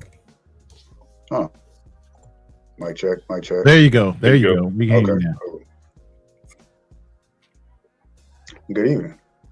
Good evening. I was just dropping in to listen to what your guest had to say. Okay. So let me ask you, do you know what you feel about the I'm doing this for Paul Minor. What you feel about the prostate exam, or not prostate massage? What does that even mean? I have an idea, but I don't want to speak. I mean, well, we're talking about this. One thing is we're talking about erectile dysfunction. Right. So one thing we were talking about that I found out, I never even knew what prostate massage or milking the prostate was until I found out guys had enlarged prostates, or they had erectile dysfunction, and to help them alleviate a larger prostate, they would stimulate their prostate so that they would ejaculate. And so, I found out about it through like the movie. Wait. When you say stimulate, you got to go into detail what that means by stimulate. I have to go into detail, but just so I'm clear. He said you don't have to know it. I mean, I think I know. I've heard about it. I'm like, okay. But I'll let Fearless tell me what that. Well, they're gonna take some gloves, they're gonna take some lube, and then they're gonna go in your rectum, and then they're gonna stimulate it, like rub it. I don't know how they stimulate it. I don't know if it's just rubbing it. What they do, but something happens, and then you release yourself. That's one. Number two, we can talk about erectile dysfunction and guys that have that, or premature ejaculation, and they're afraid to do it. One, because of medication that they've been medicating themselves with to prevent high blood pressure, things like that. And the side effect of that is erectile dysfunction. Well, you got guys popping blue pills, the blue chews, and all the other things. Yeah, I've seen guys like around my age or even younger. Yeah, that's a big thing now. Even kids are popping in those blue chews. I don't get it. I mean, I kind of do, but I don't think they understand what they're doing that causes them to even have to take the pills. I mean, I think basically it boils down to low testosterone levels. I mean, that's just it. We don't have those issues when we come into puberty. I mean, what happens there? A surge in testosterone. Well, now what happens is now the diet. You got kids that are 13 years old that's suffering from type 2 diabetes because of the sugar intake that they have. You have the soy milk that brings the testosterone down. The plastics that they drink are bringing the testosterone down. And they said that if you compared your testosterone level to your father's testosterone level, we're at about half of what the fathers were. Half. Mm-hmm. Sheesh. I mean, for me, it's simple. I mean, like for me, the way I measured it is morning wood. Like if I'm not getting that consistently not even just morning wood, but just like throughout the day, you can kind of gauge naturally where you're at and the ambition and drive that you have. I think a lot of men's problems as far as prostate problems, speaking on that specifically, is because it probably goes against what they think that. So it's constant. A lot of guys they masturbate a lot, way too much. Yeah. They're stimulating their penis way too much. Whether it's through touching themselves or even just dealing with a lot of women. And they're constantly ejaculating. So the prostate problem, I think they think that an inflamed prostate, if I ejaculate more, it'll be less inflamed, but it's because of the over ejaculation that causes it. So that's where they get the pain and the dribbling of the urine, the inability to stay up. It's because they're constantly draining themselves of the thing that is necessary for them to get up, which is testosterone. But because of the desire to want to constantly do it, because it feels good, it's an orgasm, they're not putting two and two together. They're not saying because this action is creating this specific result. And so when they have this result, which is unfavorable, which is, oh my God, I got an enlarged prostate, or I can't get it up. Right. Now they're having to think, well, if I take these pills, if I go to a doctor and get things put up my butt to stimulate it and make it actually makes it worse. So they just eased off on touching themselves, eased off on sexual activity for at least, 2 weeks. I mean, then they'll see some changes. Then the things will start coming back naturally. So you're building up that reserve naturally. This is what I've been doing for the last 10 years. So I know for a fact it works. That's my natural blue pill. Well, So the doctor we just had on said that there is no. We just had no nut November, so I don't know if you heard her say that there is nothing beneficial about semen retention, and what happens is your body will just absorb it if you don't. Is this a female doctor by chance? Yeah, she's a urologist though. Okay. I mean, not to what's the word I'm looking for? Like belabor her knowledge, right? Or like denigrate her or say, oh, it doesn't mean anything. But there is just, she doesn't have that lived experience. So she's going off what she's learned as opposed to what she's experienced. And she can never experience it. She can only go based off what other men have said or have written down. But Joseph, this is how I'm gonna do it with you. Joseph, that's like saying you go to an oncologist and they never had cancer, so they don't know how to treat cancer. Right. That's not okay. I figured he was going to come with that, and so I mean, I'm not coming with that. I just give it to you. It's the truth. Did it? Yeah. I mean, would you say, "Oh man, you didn't have cancer, so you can't treat me"? No, but I think we also know that someone who has dealt with it is probably going to come with it. They're going to come to the table with a different perspective on perhaps how to treat it. So let's say, for example, someone who is traditionally trained on how to treat cancer, they might go strictly to chemotherapy, where someone may have went to a different route. And they did it through other means that's not as invasive as chemotherapy. But what you're talking about is, I don't think that's fair because some of the best female, some of the best gynecologists out there happen to be male. Yes. So I don't think what you're saying is fair. And Joseph, what you are bringing is what we call anecdotal evidence. Meaning that's the evidence that you have instead of scientific evidence. Right. So the difference between anecdotal would be this. The world is black because my neighborhood is black. That's all I see. Right. But when in actuality, it isn't, you're only using your anecdotal experience to do that. And you have to be very careful when you do anecdotal. Well, I did say I've only ever done it for 10 years myself. When I noticed certain issues, and I was like, well, what if I just stop doing this and start doing more of this? What if I just start doing leg days more? What if I just start and get to sunlight? What if I just start eating like 10 eggs a day, which is natural cholesterol? And they tell us not to eat as much eggs, but I eat a lot more than most men.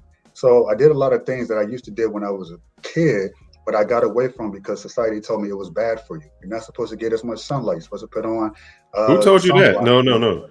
Vitamin D3 is important. Yeah, that's for any doctor. If you had a good doctor, would tell you as a black person.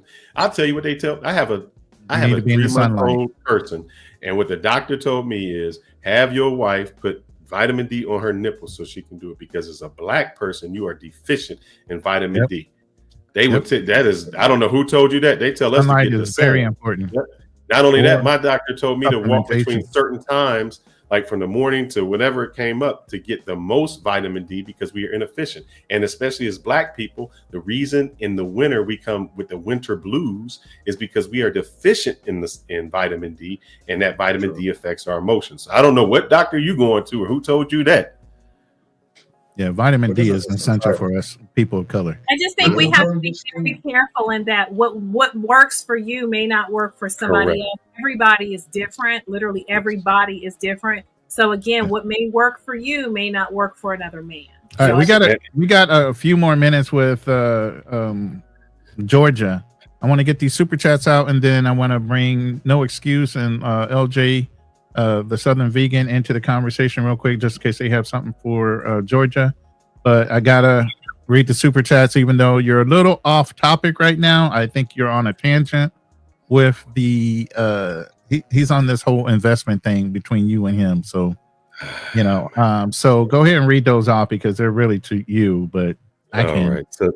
So he says, let me get there. Hold on 1 second. Give me a second. Let me get this screen over here. If you want to, no, that's not it. Where's it at?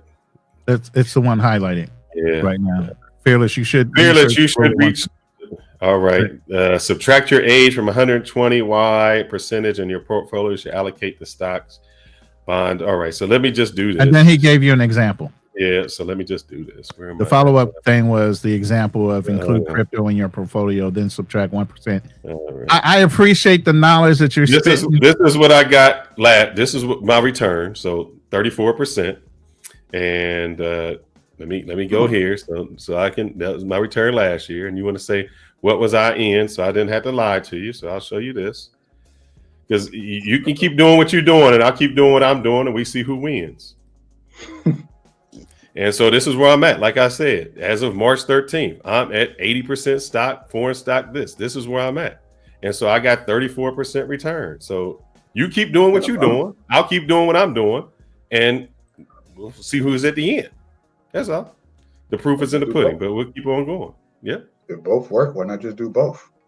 So you make more if what he's doing is working. He makes even more if what he's doing is working. Exactly. I have no problem with that. That's interesting, actually. I have to put that in my notes. Yeah. I mean, there's a metrics for everything. It's just a matter of what you want to set aside, what investment levels you want to go in. And this is something I can talk about all day, believe me. But I don't want to take us too far off the topic of erectile dysfunction and addressing some of the issues. I don't know why you keep dropping out, but I was trying to bring you up and you kept dropping. Go ahead and LJ, or No Excuse was first. So No Excuse, what do you have on the topic? Because I saw you were you brought up the fecal matter thing as far as a contributing factor to something of erectile dysfunction. Can you expand on that? Sure. I had a couple of things, but if fecal matter gets into your urinary tract, that's kind of the cause of urinary tract infections. It's usually UTI is usually more common with women, but it can happen if you cross, if you cross your fecal matter gets into your urinary tract. So I think some of y'all touched up on it, whether it's your colon or your stomach, something is causing that to cross into your urinary tract. So I'm not too familiar with how that crossover happens. But if you don't have healthy stomach or healthy bowel movement, that can happen. And a lot of times men may not be aware that may be happening. And what I've noticed historically is that, especially traveling overseas, is like sometimes you take an antibiotic and your dick and your penis get hard after taking the antibiotic. And you're like, well, how does that happen? I never felt any symptoms of any type of infection. Like, how does that happen? And a lot of times is that antibiotic can kill the bacteria that's in your urinary tract. So that's something to keep, to kind of be mindful of. Now I know a lot of people, a lot of doctors don't want people to get into the habit of just taking antibiotics just because it's not healthy. But at the same time, but don't you also get an immunity to it, or you start getting used to it to where it doesn't work when you actually need to take it if you take a lot of antibiotics? Yeah.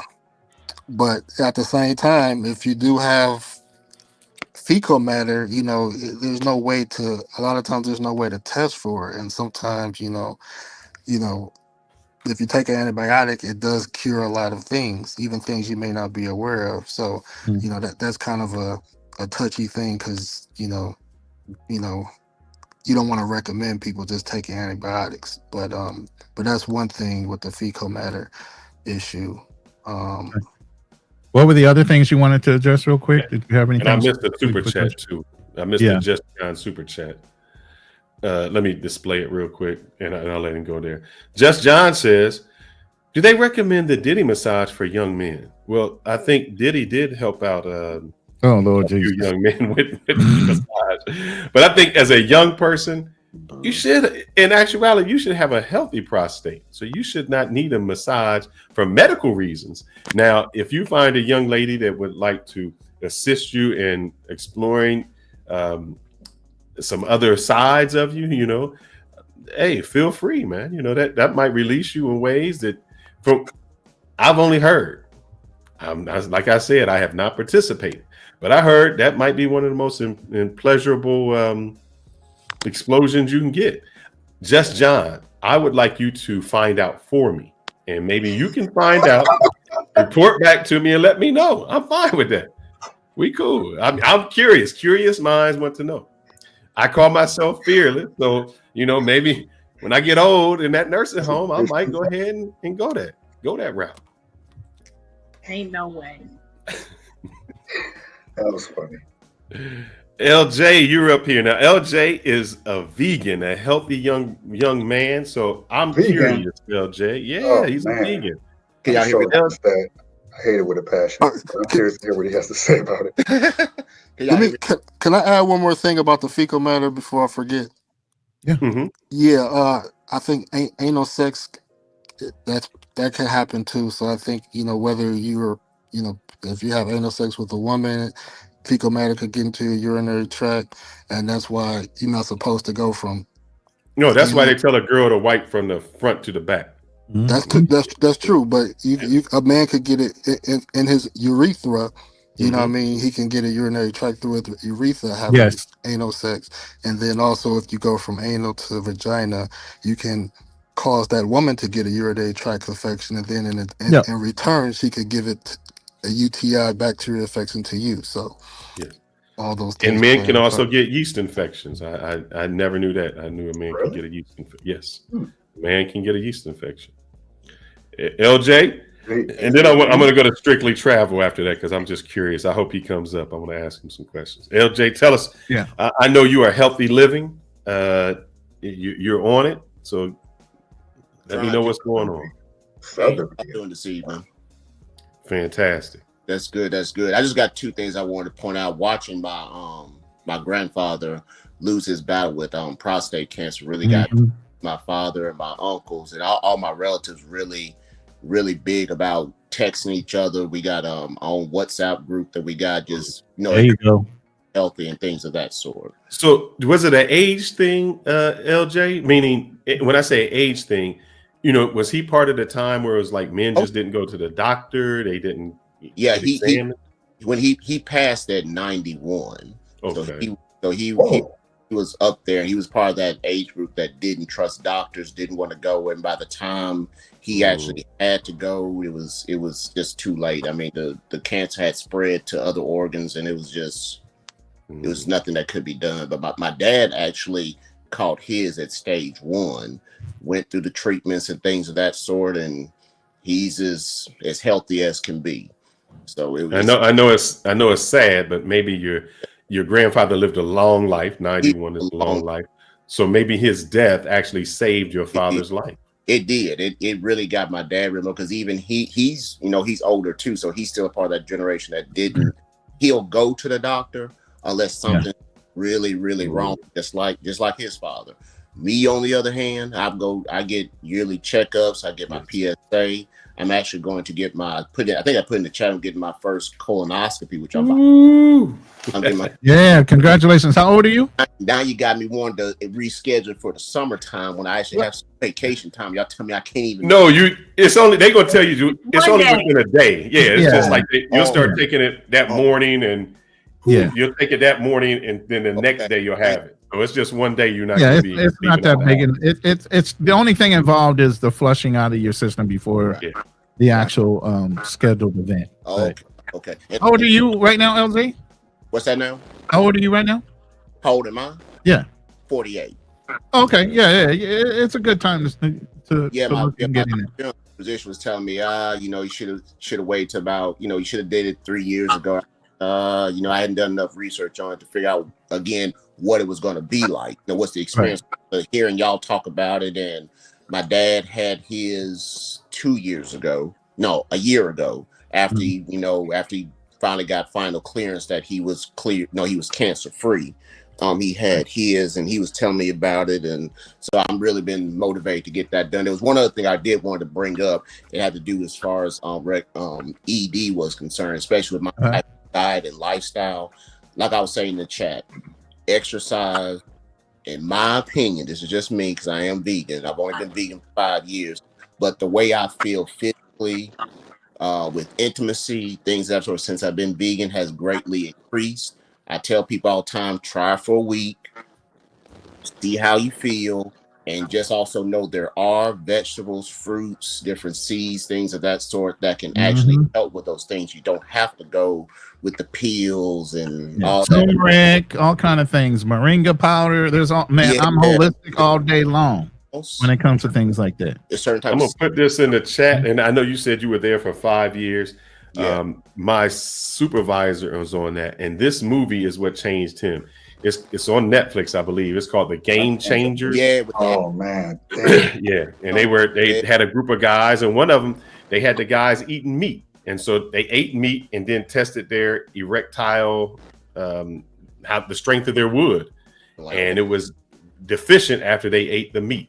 So this changed a lot of it. Here's the thing with meat: you got to understand how the meat is raised. If the meat is being fed certain things, that's what you're getting out of that meat. So you got to make sure that doggone meat, whatever it is, whether it's a deer, whether it's cattle, it needs to be 100% grass fed. It needs to eat the proper things, and you'll get the proper nutrients out the meat. Because I've gone through all that. So you can have a healthy diet with meat. You just need to make sure, if you're not raising it yourself, if they don't say grass fed, grass finished, they'll fatten up a cow after they put it out the pasture, just to get a little more weight on it by giving it something to swell up just before they weigh it for sale.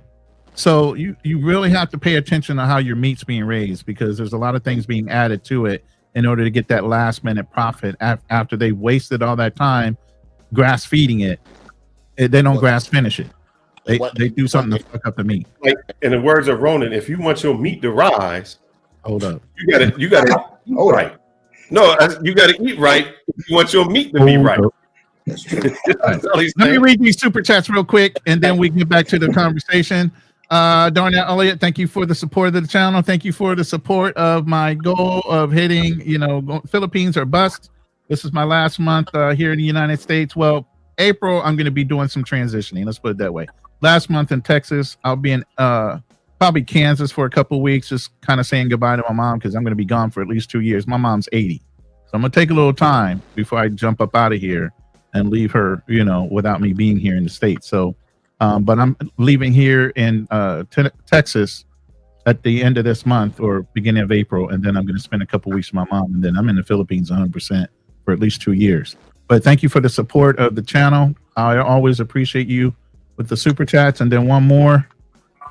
He said, it's the lining of your stomach. If you consume alcohol, or if your body produces excess lactic acid, heartburn, it eats away at your lining in your stomach and causes fecal matter and gastral tract infections. Yes, you're absolutely right.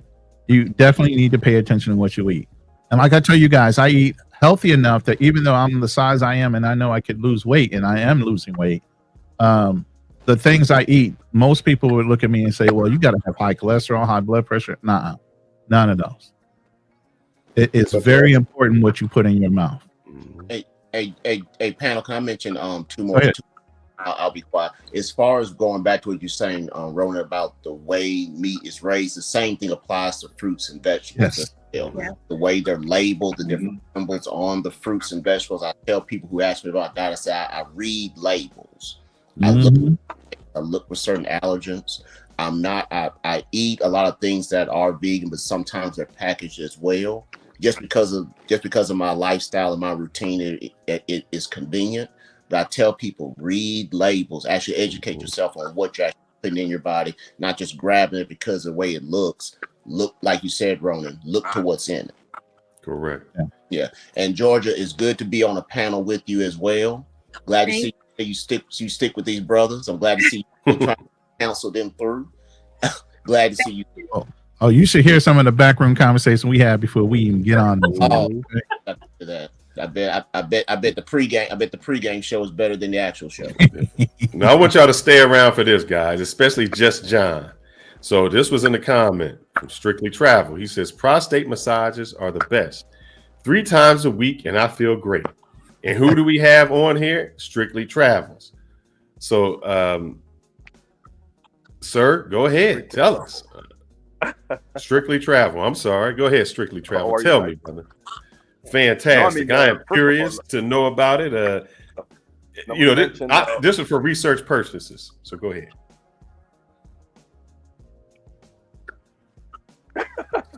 don't clam up now. Let's go. I was reluctant, like everybody else, like any man. I'm like, yes, it's not a manly thing, this type of thing, you know. Then I was kind of reluctant. Then my ex-wife started it, and then I realized it was actually pleasurable, and it was actually one of the best. Talk up a little. Like, speak up a little louder, because Georgia is very interested in knowing about prostate massages. Yes, so speak up a little louder. Yes.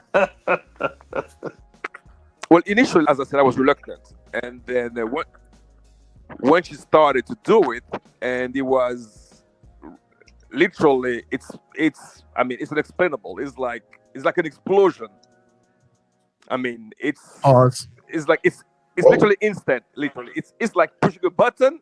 And then it's like, I mean, there's no holding it. It's like pushing a button. It's just like. So I got a question for you, strictly. Within, I would say maybe like 30, 45 seconds. Say it again. So I got a question for you. So we can hear you. Hold on. From my research, this is what I was told. Interesting. I was told that like a female has a clitoral orgasm, and then she can have a vaginal orgasm. And I guess the vaginal orgasm is like deeper and this. When I was listening to the doctor in the prostate, they were saying that if you have a regular orgasm, it would be like a clitoral orgasm. And if you had a prostate orgasm, it would be like a vaginal orgasm to a woman, where it's deeper, longer, more, I don't know what adjective. More intense. More intense. Yeah, let's say more that. Intense. So is that correct? More intense. I mean, it is 100% correct. It's unexplainable. I mean, I was like, okay, then I'm like, okay, well, it became a normal practice. Okay. No, was your wife, was she American, or where was she from? American? Dominican. Your wife? Dominican. Dominicans know about that. You went back to back. You got two. You got your ex-wife is Dominican, and your current wife is Dominican as well. Oh, you just went back for double trouble. By the way, this brother right here, we're gonna interview him in the future. We're gonna interview Strictly Travel. I wanted to bring him on and interview him. So my current girlfriend is Dominican, and then luckily they both do the same practice. So I'm lucky. So how does she convince you? Because there has to be a way. I'm lucky. She convinced you. How did she convince you? She read about it. Because she read about it. She said that the G spot of the man is the prostate. Yeah, I was kind of reluctant. And one day, we were drinking, and and that's where we got started. All right. And then I'm where like, are you from? And then I'm like, original Congo. Okay. Oh, the Congo. Yeah. From the Congo, yeah. So and then this brother's got an interesting story, believe me. Then I liked it. I'm like, I said, well, and I was okay. Well, not bad at all. And then it's something that I every time I have sex, pretty much it's a normal practice. And oh Lord, I mean, I don't have a problem with a brother exploring himself. Yeah, I think a lot of y'all get closed-minded. Y'all don't want to. I mean, if you like it, I'm happy for you. I'm just that guy. But you don't know if you like it because you never tried it. Like he said, he probably was like, I ain't gonna try it because he was reluctant. Then somebody, got him a little Jack Daniels in there, little Brugal rum, and said, "Open them up, brother. We going in." And Paul Miller said he's like, nah, that leads down that dark pathway. Pandora's box can stay closed for that one thing. I think y'all say that, man. And what I found, and let me know, Georgia, I could be wrong on this. I mean, Big Mike is all for it. He got a prostate massager toy. I'm gonna read his in a second, but Georgia, I'm curious because I was looking at a study on this, and they were saying that they had two groups. They had men were watching pornos and like a gay porno, and they had physically no reaction, and they're like, yeah, I'm not, they're like, I don't care if people gay. They took another group who were stringently against gay guys, but they were measuring their penis, and they would see the gay things, their penis would rise. And what they concluded was the people who are so against all of this were actually the people who were the closet people. Teeter in the line. Yes. In the same with like porno, where they say in the places where it's like most repressed, where people like porno, I wouldn't watch that. When they took the porn sites, those are the people who watch it. Corn. Just check. So do you notice that the people who talk against it are the most people who are closeted for it?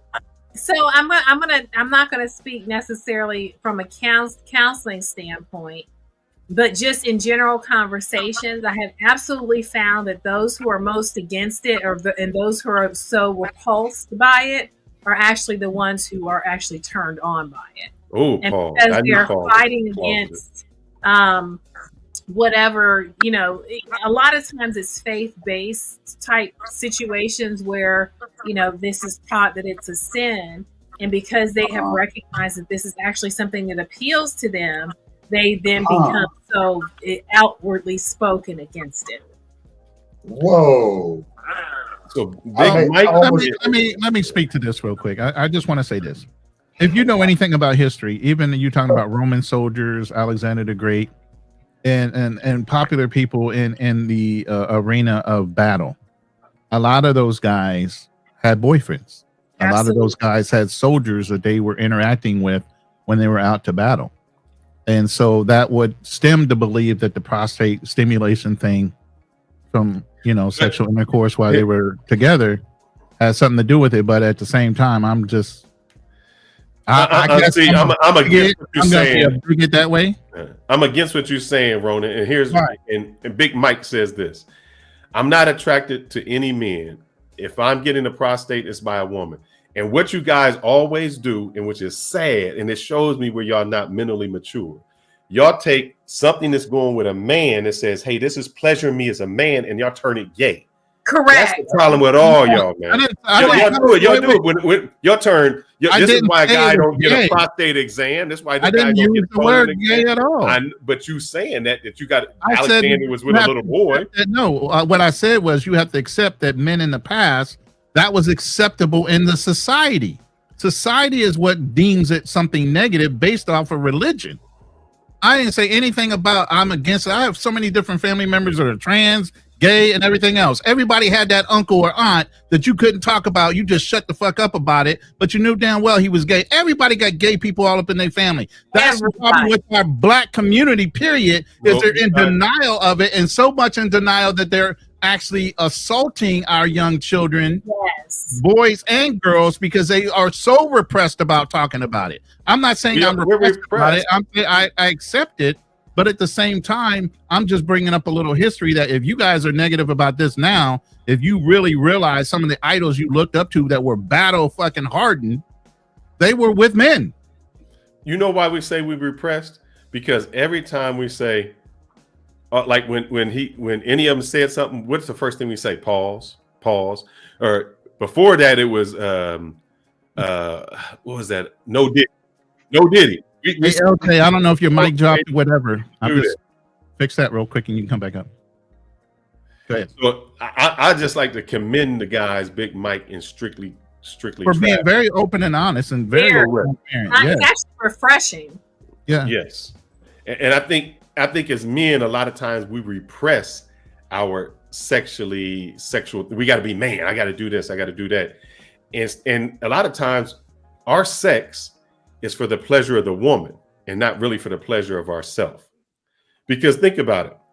As a man, we have sex, and for a man to have enjoyable sex, he has to not think about sex. He has to not come immediately. So you having sex and you can't think about the sex you having, because when you think about the sex you having, you're going to ejaculate. So we have to repress our sexual feeling so we don't ejaculate and please the woman. So our thought is we have to please the woman. We can't even pleasure quickly. We can't enjoy it.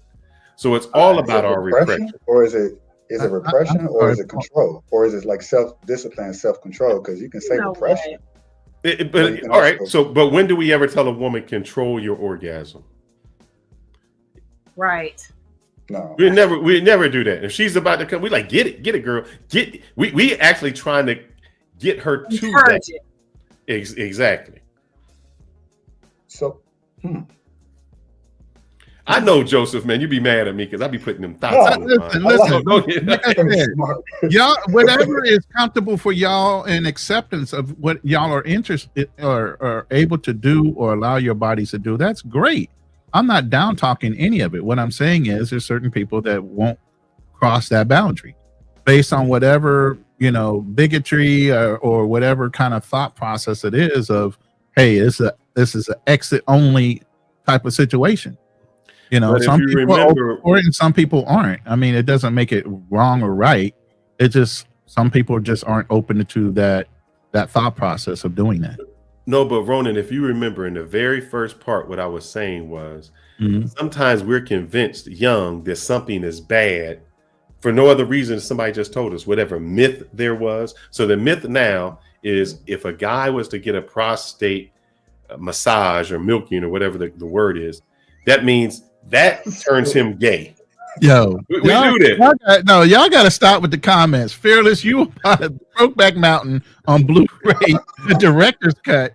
I knew somebody was going to reference. Then Big Mike is like, once you try it, you will never go back. Yo, bro. Okay, so I have to go to bed. Okay. All right. Okay, so I do want to say a couple things. First of all, I love this conversation because the men that I do have come into therapy who are struggling with this, men need to hear these types of conversation because it needs to be normalized. And I think learning how to communicate openly and honestly with your partner is so important. The other part is my show. I didn't want to forget this. Yes. When? So right now, Stephanie is training for a marathon. And so we have decided that we were going to go ahead and focus all of our attention beginning of May. She will actually participate mid-April and she is done training. And I'm so excited because we've actually been working with some physicians who are going to come on, and we've got a lot of information specifically talking about trauma. So I'm so excited. Fantastic. Congratulations. I'm so excited. You know what? And the thing is, I have recognized that I'm so comfortable in this space because you two have made me comfortable. In a million years, I would have never thought that I would be up here having this conversation in particular about rubbing somebody's booty hole.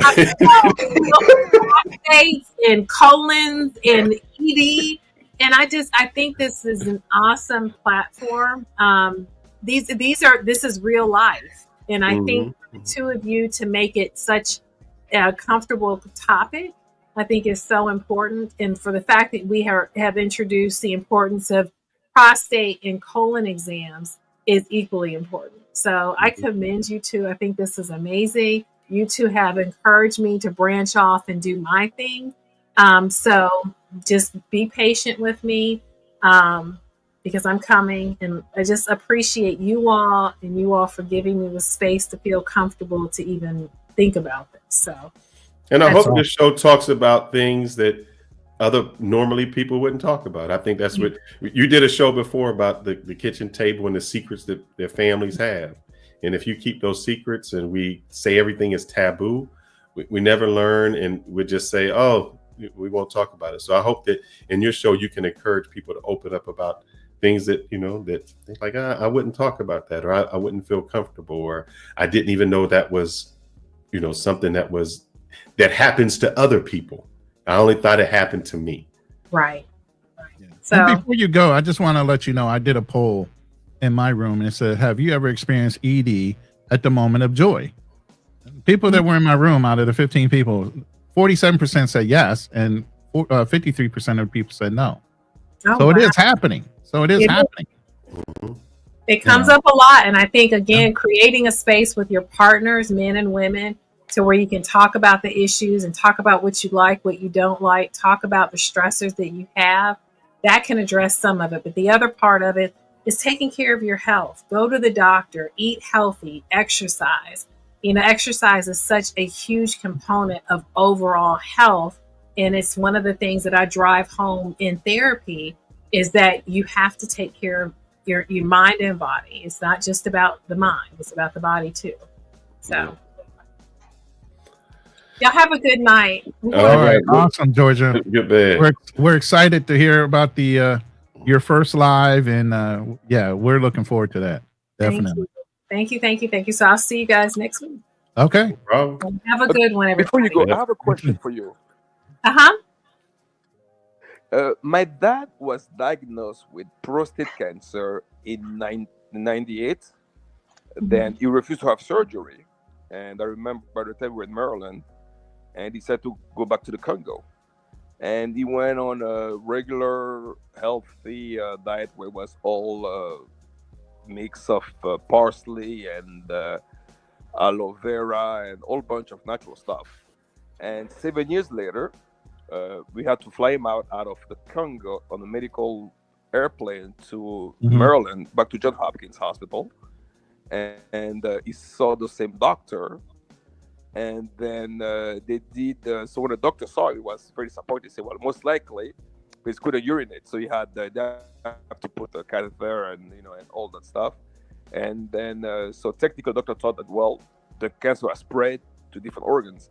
So they did 20 biopsies and the cancer was gone until this day. And now he's 91 and the cancer never came back. But it was diagnosed 98 with prostate cancer. If you, strictly, have you ever heard of Dr. Sabi? Oh, yeah. Yes. Dr. Sabi teaches about alkalining and realigning your body. And it sounds like your father went through that process when he went back to the Congo of eating 100% healthy products that were coming straight from the ground. And that's why me and even LJ said the same thing about knowing what's going in your body and how it's grown and prepared is very important. That's why even when you're overseas, you're eating healthier and you're losing weight, even though you might not change your diet at all, because you're just eating healthier foods. It's prepared properly and it hasn't been tainted by all these additives. So Dr. Sabi teaches about, that's when I started going holistic, when I started finding out about Dr. Sabi and eating certain things and realkalining your body and what GMO was. And all those things have a huge factor in how your body processes things and how it functions. And yes, you can heal yourself. He healed so many people that they took him to court and he literally got arrested and wound up dying in prison because he had to change his own diet. Exactly. And so when he saw the doctor said that all he had was enlarged prostate that was normal with his age and they had to reduce it. And it's been, let's say, 2005 until now. Wow. It's been 20 years. And that's incredible. They're healthy and but he refused back then to have surgery. It was like, nope, I'm not doing it. And he went back to the Congo. I mean, literally upset because we were forcing him because my uncle is a urologist, my sister is anesthesiologist. So we had multiple doctors in our family. And he was reluctant to do so. He's just saying, no, I'm not doing it. And until it is there. So that was quite surprising. I mean, so yeah. Yeah. I will say this. And if you want to go, Georgia, I know you got to go. We'll just continue. I didn't know if he had a question. I think he was just asking why did that happen. The question was that how that happened. I mean, is it? And I think Ronin gave because it's quite.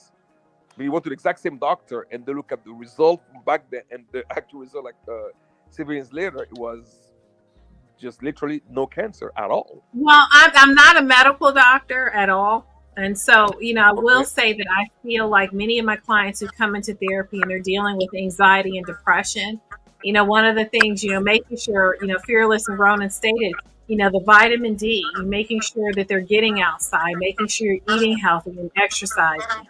So I think a lot of just taking care of yourself and making healthier choices is going to fend off some of it, but I'm never going to rule out modern medicine, going for your annual checkups and not necessarily go running to medications, seeing what you can do holistically first to see if it can be addressed. And then if not, then yes, we have to go the extra mile for, medications, but maybe that's what happened, but I'm not a medical doctor. I don't know, I'm glad that he's gone now, but I just think there's so much out there that we don't know about as far as plants and the healing benefits of being natural. I wish that that was encouraged more, especially in school, because there's so many things out there that have healing elements that we just are not aware of, and medicine is pushed, and medicine is the moneymaker, and that's unfortunate. But so I'm not a doctor, not sure what happened there, but I'm glad he's okay. And I'm going to bed. All right. So let me say this real quick. Go ahead, Georgia. Just to compound on top of what the Dr. Sebi does is he says mucus in your body is what develops into these different diseases. By realkalining your body, you kill the mucus in your body and it doesn't develop into anything. And so you start to heal your body through that process of alkalining. Even with keto, I was in keto for a long time, and keto stresses that sugars also develop into certain things. Like when you have cancer, if you cut down on your carbs, any kind of carb consumption, and you minimize that, your body burns fat. So then at that point, you're burning cleaner. You're actually more alert in keto, and it does not feed cancer cells. Cancer cells eat sugar. So if you're eating carbs and you're eating a lot of things and you've been diagnosed with cancer, all you're doing is feeding that. I don't know what Dr. Sebi said. I heard what Dr. Sebi said, but this is to go with what LJ said. They took a study of people who lived the longest. They said Mediterranean diet, they live long. Mm-hmm. Over in Japan, where they're doing fish, they live long. The people that were in Africa that were only drinking cow's milk and blood, they live long. He said the two things that all of them had in common: they didn't eat processed food and they exercised. So it doesn't matter if you're a vegetarian. I knew a guy who was a vegetarian and he was eating potato chips and French fries. And I was like, oh, I guess that is vegetarian. But yeah, but if you're eating all the bad food, it doesn't. Those are starches. Potatoes are starches. But they're still eating potatoes. You're eating all the bad food. If you're eating corn and things like that, a lot of people just say, I'm not eating meat, so I'll drink Coca-Cola. Okay. You're practicing a vegan diet, but you're still not healthy. So it was saying that the diet didn't matter. It was whether you were eating non-processed foods and you were eating and you were still exercising, moving. Hey, gentlemen, can I chime in one down? I try my best to stand back and listen, but go ahead, LJ. Real fast, what everyone was talking about, you're hitting the nail on the head. Even with me, Oreos, tell people all the time, all these things I've just mentioned to you do not have any animal products or anything like that. They're vegan, but they're not healthy. They're junk food. They're junk food. So you have to balance that too. What I also, going back to the point that the gym was making as far as Dr. Sebi is concerned, the mucus is really the enemy of the body. That's the reason why a lot of people get off of dairy. Right. And even me, I've been diagnosed with asthma. Since I've been vegan, I haven't had an asthma attack in 5 years counting. Haven't had any type of respiratory infections. I've only been like sick to go to the doctor in the last 5 years 2 times. Yes. I was looking at what you put in. I don't know if I think I watched that. Was that a black doctor on the Cowspiracy? Yeah, Cowspiracy. Yep. Yes. Yeah. And if you think about it, guys, humans are the only mammals that drink milk after they've been weaned.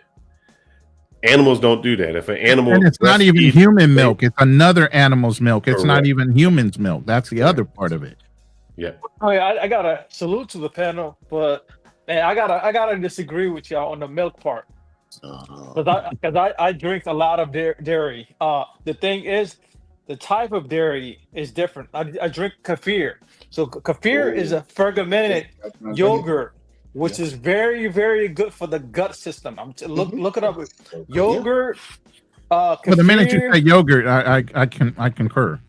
Yeah. So for your microbiome. Yes. Yeah. So milk. So the thing is, milk I don't drink because like it does like I feel like it's like very inflammatory. So I stay away from milk. But yogurt and kefir is like top notch. I love it. Piggybacking on the vitamin D, guys, get your vitamin D levels checked, man. it's been for me. It's been a game changer because I actually have mine in the like in the hundreds, and I feel amazing. Like check your vitamin D. Make sure so So normal levels is between 30 and 100. So mine's like in the upper 90s, 100, close to 100, and it gives you. Make sure in the summertime you going out there in the wintertime, you're taking that vitamin D supplement. Like it's I just so also piggybacking on it all goes for diet. This all ED and all that 100% is gonna be diet. If you eat, here's the thing: if you eat an organic grass-fed meat, and if you eat less processed foods, and a lot of vegetables, and a lot of protein, and you weightlifting, and you walking a lot, and you exercising, it's gonna cure everything. But if you just eating donuts and you drinking a lot and all that, yeah, you're gonna have problems. Yeah, that's all. That all converts into sugars, and sugars are not good for you. Yes. Yep. So I just, Yeah, but you know, the sugar thing. another The sugar thing. thing. Oh, go ahead, man. I want to say something. Like for instance, I remember in about 5 years ago, almost 8 years ago, my blood pressure was slightly high. It was like borderline, like a pre-hypertension. So the doctor I saw was from Egypt. I was in Dubai, and he told me once you start with high blood pressure medicine, your body get adjusted to it. He said, I'm gonna give you a trick.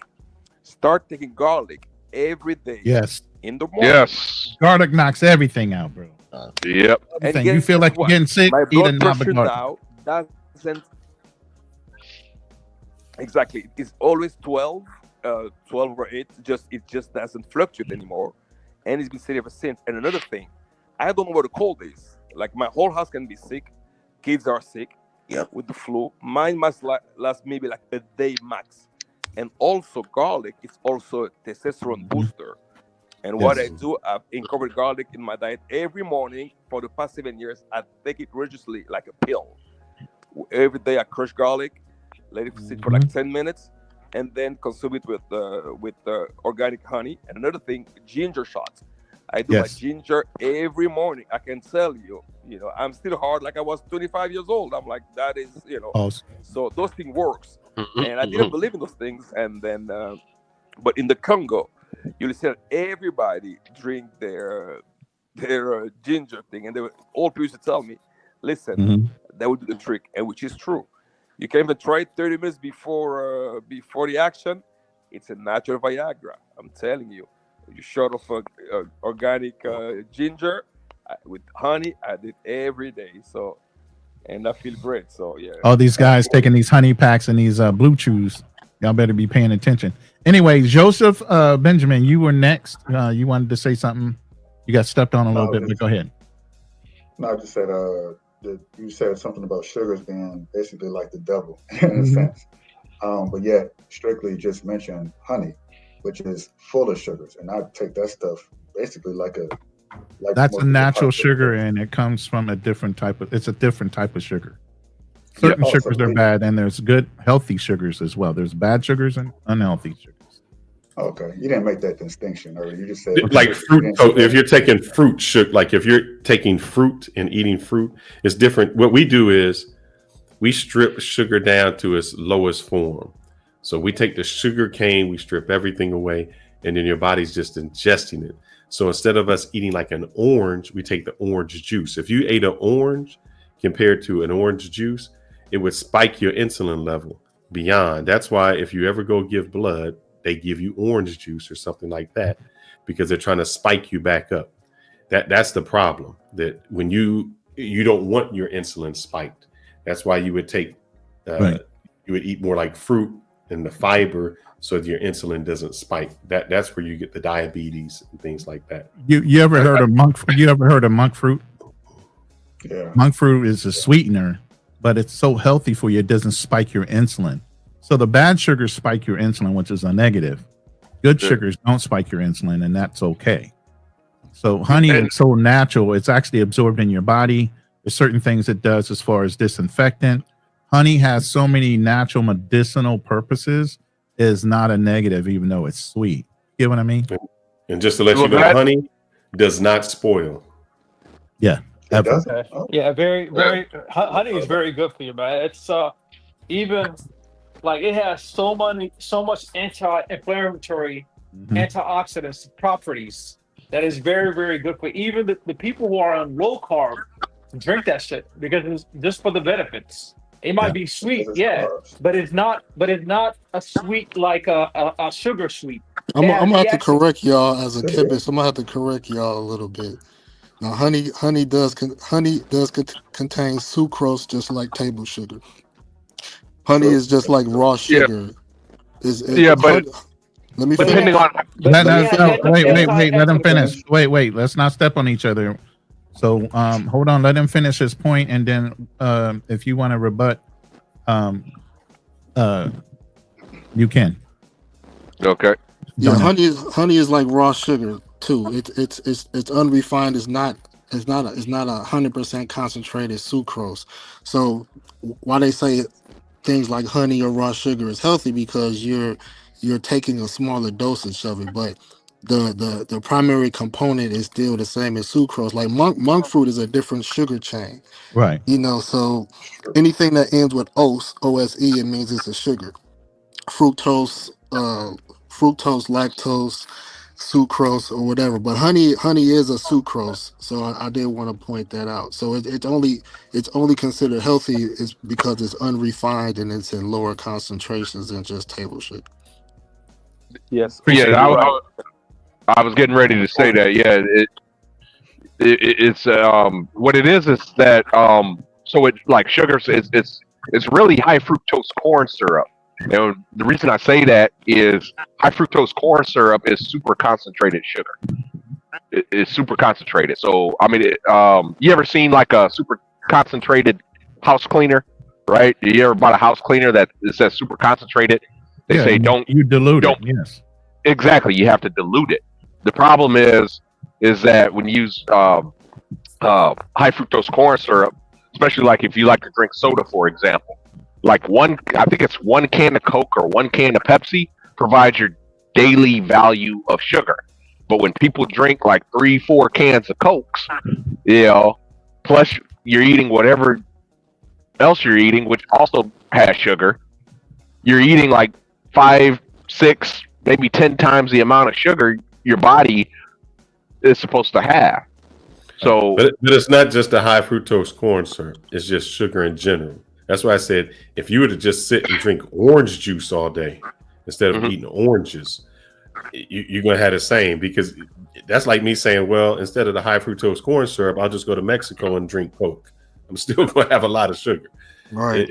But at that point, Fearless, you read the label at that point, and I forget what it is. Somebody can look it up. I forget how many grams of sugar your body needs, but your body does need sugar. Again, it's just there's a thing where it's like the benefit of eating sugar versus what other contributing factors to come with it. Honey being more of a natural state of sugar, just like some fruit sugars that you can eat. Some fruits are very healthy for you. They have bromine from pineapples are super healthy for you. So there's a whole bunch of benefits, even though the vegetable or the fruit might be sweet. There's still some underlining factors with fiber and other things that contribute to dispelling that sugar super quick out of your system instead of it being trapped in your system and in your cells. So that's also a factor when you start looking at consumption and benefits behind your trade-offs. You're going to always have a trade-off when you consume things. And I want to correct you a little bit, Darnell. Right. You say you need sugar. Correct, yeah. Yes. I wouldn't say sugar, because when we say sugar, we're saying white sugar. Your body can break down carbohydrates into a sugar. So you don't need sugar. You could do something like a potato and your body will break it down into glucose. That's true. Sugar adds no nutritional value to your body. Right. And that's what I mean with keto and talking about carbs. Carbs is 100% sugar. And a lot of talking about our carbohydrates. I want to add LJ this. LJ, and this is just getting to the food. Do you find it difficult to be a vegetarian in this sense? When my wife came here, when you go to DR, when you wake up in the morning, or you go to any Caribbean place, They got mangoes, bananas, pineapples. I mean, you get a whole plate of that for like $1. When we came here, she was picking out all this fruit. I was like, put that back. She's like, what you talking about? That's all I showed her the fruit that was cut. I was like, man, this is $25. You know, we got to be selective. Do you find it harder to eat healthier than to eat bad? Because you can go to McDonald's and get something off the dollar menu. And I just noticed this. I got the red delicious apple, and I was like, damn, $1.25 for one apple? Yeah. Do you find it more difficult to eat nutritious and than I know eat some bad? of y'all, well, I'll say this fearless. I live in Mississippi, and I know we're one of the poor states in the country, but I'm still, when I go to our local Kroger or Walmart, I'm still seeing, you know, I don't eat eggs, but I still see, you know, $7 for a dozen of eggs. I'm seeing, you know, these high prices per pound for certain things. So what I've learned over the last 2 years, I've actually got to actually creating a small garden. My wife and I actually we're starting a garden to actually grow some of these things, grow them, you know, in our backyard. It's small, nothing, you know, huge or anything. We're not able to like share with other people, but we just realized it is expensive. We got 2 sons. We got 2 teenage sons. So they have the capacity to eat us literally out of house and home. So what I tell people who start this, keep it small, keep it economical, where you can get things like you have to do the impossibles and other different type of processed vegan foods. Do that if you have to, just to get in the habit of not consuming animal products. And I know there's different debates as far, because to me it's about quality. It's back to what Rowan says, the quality of the meats, it's the quality of the fruits, it's the quality. Matter of fact, you see this right here? These are all heirloom seeds. You guys understand the difference between heirloom seeds and processed GMO seeds? Correct. GMO seeds you can only plant once. Correct. Heirloom seeds means once you harvest it, the seeds that come from those different vegetables you can replant. And see, the U.S. started outlawing heirloom seeds. Yep. So that you have to use the GMO seeds. Okay. It's getting hard. So these are the type of seeds you want to look for if you're going to start your own gardens. You need heirloom seeds. Can I ask the GMO process? Hold on, let LJ. Hold up, Darnell. Let LJ finish. Go ahead, LJ. Then I'll get back. I'll step back. But going to what you're saying, Ron, is because my dad, when I first approached him, he has a huge garden. He put me on to what he does, and he talked about the heirloom seed, how much he pays GMO. We work with, we communicate with different local farmers around to try to find the seeds. Yeah, it seemed like it's a lot, but to maintain my health, the weight I've lost, my cholesterol, my A1C, my sugar, all the typical markers that African Americans deal with, that they would look for to say, okay, A1C's here, your sugar, all those areas that you know, those chronic diseases that most African Americans suffer from that are in my family, they are either low normal or they're just considered extremely low because of the diet that I have. But I don't knock anybody for what they want to eat. You eat what you want. I just tell people, try veganism for a week. Try and see how it feels. See how it feels to actually not to consume, you know, dairy products and animal products, to see how your body feels. Because again, once you get quality foods in your system, going back to whatever everyone's saying, basically the same thing, is all about quality. Someone talked about a high quality dairy product or yogurt or milk that it's extremely high quality. So you're getting the best of the best and put it into your body. If your body reacts well to it and you're getting health benefits, I tell people to rock out and consume it. But for me, 5 years, dropping nearly 55 pounds of weight, getting that off, getting to a healthier weight. My height and age has been just inspiring, not only just to me, but to the rest of my family as well. So I would tell people, if you can start a garden, start one. If you can't, do your best to try to get with local small farms in your area, because they're these little small farms, especially African American farms, they're everywhere. You just have to do a little work. Community gardens, they're there. I go there too a lot. Just to cut back. And a lot of times you can get those vegetables and fruits for free. Or the farmers markets, guys. Farmers markets. Yeah. Okay.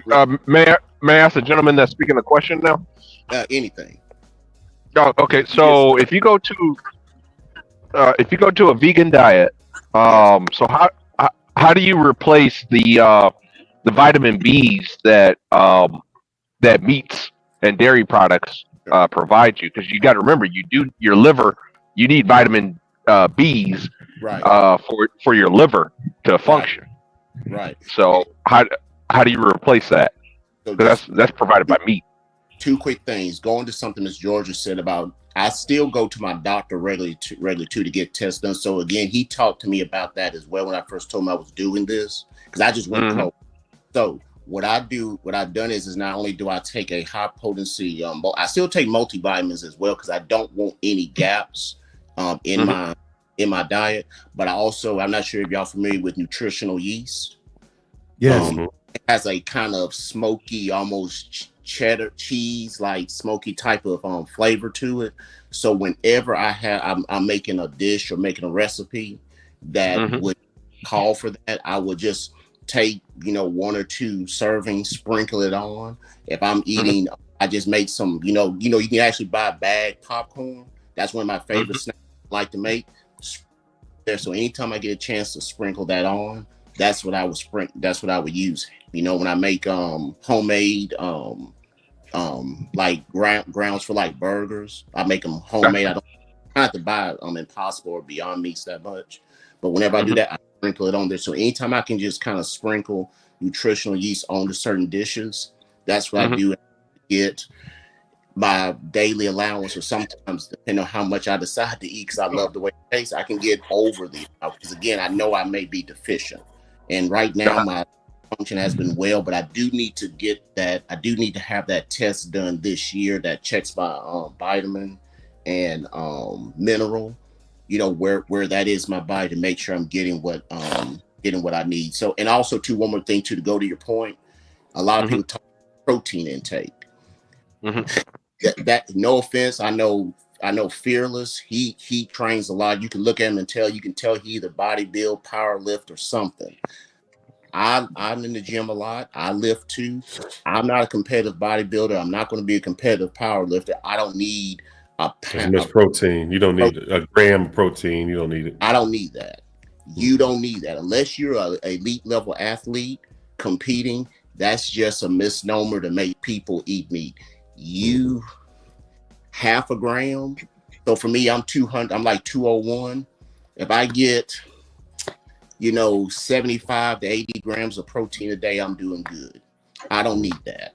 And I can go to the gym. I still jog. I still lift. I'm in fairly good shape. I'm 6'1". That's just a misnomer to make people scared to, well, let me not scared, it's not the right word, to make people hesitant about going vegan and trying different foods and expose them to different to a different lifestyle, at least experimenting with the lifestyle.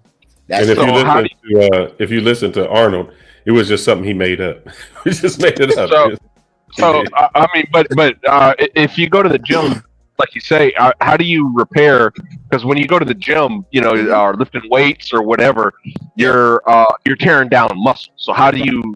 Protein is essential in repairing muscle. Yeah, so unless you're eating nuts, now if you're eating nuts, that provides protein. But also, too, leafy green vegetables provide as well, like your spinach, your kale. Depending on which goes back to some of those have access to.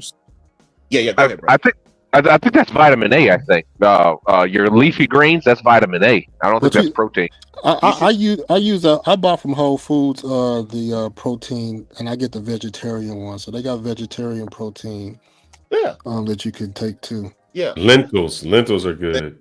Wait, but hold on. All this vitamin B, research. Every vitamin is in eggs, right? It's like every single vitamin that you're trying to replace with different things, whether it's pills, nutritional yeast, or this, that, and the other. Like 2 or 3 eggs a day would completely solve that issue. Just eggs. Yeah, eggs is the perfect meal for everything. But if you're a vegan, he can't touch an egg. Right, and that's the problem. That's what I was trying to allude to in my questioning. Is it's great. It's just the problem is that now your costs start. What I was about to ask you. My next question was, what is your cost for buying these vitamins to try to The whole thing is that's But- why he's starting his own garden. The garden replaces itself and replenishes itself. He eats off of that garden. He can he can store things. If you know how to can things, you can store them in a cold cellar. These are old school ways. I got a whole book. My mom used to do canning, and we would have stuff that she pulled out the garden during the summertime, during the wintertime, because she kept it in a cold cellar after she canned them. You know, these are things that we need to get back in the process of doing instead of going and buy canned vegetables off of a damn grocery store shelf that has all these additives so it can have a longer shelf life. When you can can on your own. And there's also a lot more work. I did veganism for I'm impressed that he did it for 5 years. I lasted a year. But what I noticed is that veganism takes a lot more planning. A lot more effort. And you have to really do a lot of shopping around to get, like, let's say the B vitamins in just a single egg. You have to piece and partial out those things with, say, I need kale for this particular vitamin. I need spinach. I need it. So, and even he's agreeing with me. This is true. So if you're going to go vegan, then you are going to put in more work in order to do so. Whereas me personally, and I think I speak for most human beings, I'm too damn lazy. And I was like, I can't keep, because you have to really focus and be like, okay, this is what I'm going to eat. So eating then in a lot of ways become your lifestyle, your identity, whereas I would rather be focused on other things. So a single egg takes care of a lot of those nutritional needs that you can get from all of those different vegetables and even fruits. But it just takes a lot more work, a lot more effort. You have to shop around. I go to the grocery store. Sure, I'm paying $7 for a fucking 12 eggs, but it's still pound for pound, even just for saving time, worth a lot more to me than looking around, checking for spots on the cabbage, looking for, make sure it's not spoiled, make sure it doesn't have E. coli. But Joseph, but people don't do that anyway. I know people that haven't touched a vegetable in years. The only vegetable they got was the tomato and lettuce that was on the hamburger. But I think the point. But I'm saying is, hold on. But you're saying it like people are shopping around. There's people who eat food that have never touched none of that. A fruit, they ain't getting none of that. Their fruit is when they get a cherry Kool-Aid. For a second, can I interject for a second? I feel like here's my point. I feel like when you have the best of both worlds, is the best. So when you eat organic grass-fed beef steak, combine that with a bunch of vegetables, combine that with blueberries, and that's what I do. It's like, man, I just feel amazing when I do that. And you get your sunlight, and you walking around, and you lifting. I mean, you're in see, the thing with the vegan diet, I tried it for a week, and I swear to God, I felt weak. I was in the gym. I was trying to get the 225s. Man, I couldn't even rep that shit out. I usually just rep that shit out like easy. But I just, when I went vegan, it just made me weak. Even though I was getting the proteins, I wasn't doing that. But I just, I just felt weak. Here's the thing, but any transition you go through, you're going to feel weak. Yeah. I've done keto and felt weak, where I was like, man, I can explode, but I can't go long. Right. So, it's a difference. It's like I can do something short, but I can't do any cardio for a long time. So anytime your body has to adjust to anything, there's a transition period. This is how vegan. There was one gentleman that he kind of, when he said, okay, you wind up shopping around, you're wasting a lot of time, and you're probably more than likely you're spending a lot of money too. Like you got to also look at the cost. You have to look at the cost. Here's Darnell. Here's what I would say. How much is your life worth to you? Go. Correct. Your life is worth a lot, but here's what I'm saying is that if you got to do all this extra stuff, to replenish vitamins that you would get if you had just a normal, regular, healthy diet. Darnell, I know people that shopped around for getting some beer, and it wasn't at this store. They went to another store. They went to this store. So it's where your priorities are at, my man. I mean, we got to just stop making excuses. This is where your priorities are at. Let me give the simple solution to if you want to do veganism. And I've been studying Ethiopian culture for a long time. Most of their diet is vegetarian. Right. Oh yeah. Before you say it, I not to interrupt you. I just went to LA and I was with Indians from India, and 90% of them were vegan. Like they don't do the milk, eggs, nothing, and they had no problem in eating. Why are they so short? Why are they so short in stature? But why are the pygmies so? Why are the pygmies so? That's short just in their stature? genetics. You can't change your genetics. Pygmies Just are because short. you're eating healthy. Yeah, there's nothing to do with it. You know. They're getting. But go ahead. Whoever was making. making their point, I think it was either No excuses. Was it no excuse? no excuse. Yeah, you were about to make a point. No excuse. Yeah, I was just gonna say the Ethiopian diet, because they're tall in stature, they live long lives, and their diet, and they fast a lot. They fast like over 200 something days in a year. Yep. So Fasting is very good for your body. they're okay. So and I'm looking forward to transitioning to the Ethiopian diet. So if you struggling with shopping or trying to figure out what to eat, just go to Ethiopian restaurants, or other cultures that does, what other cultures that, I think Phyllis mentioned Indians. So there's a lot of cultures that have a vegetarian diet. Well, let me say this real quick. Fasting in itself is such a healthy thing.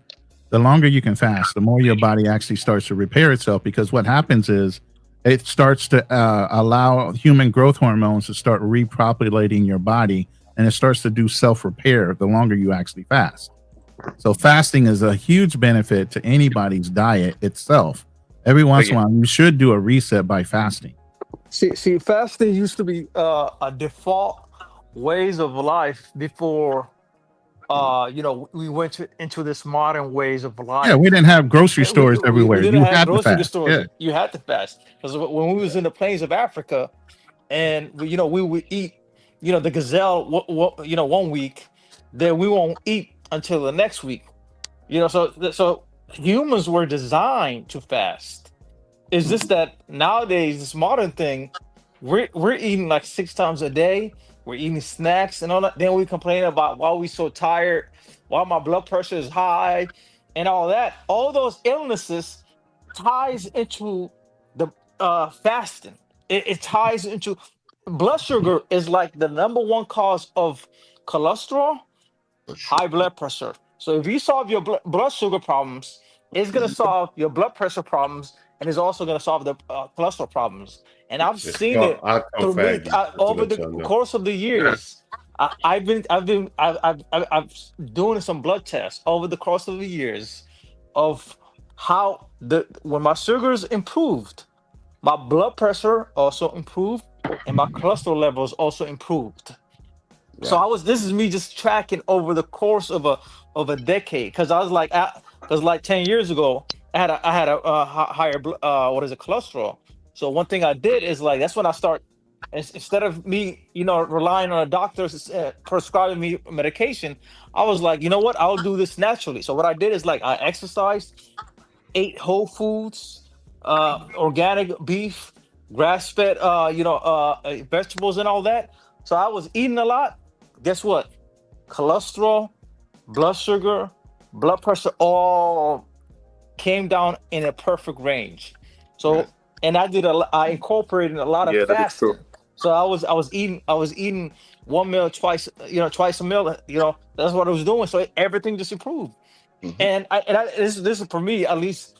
I feel like when you get the best of both worlds, when you eat vegetables and when you eat a lot of meats, you're just gonna benefit.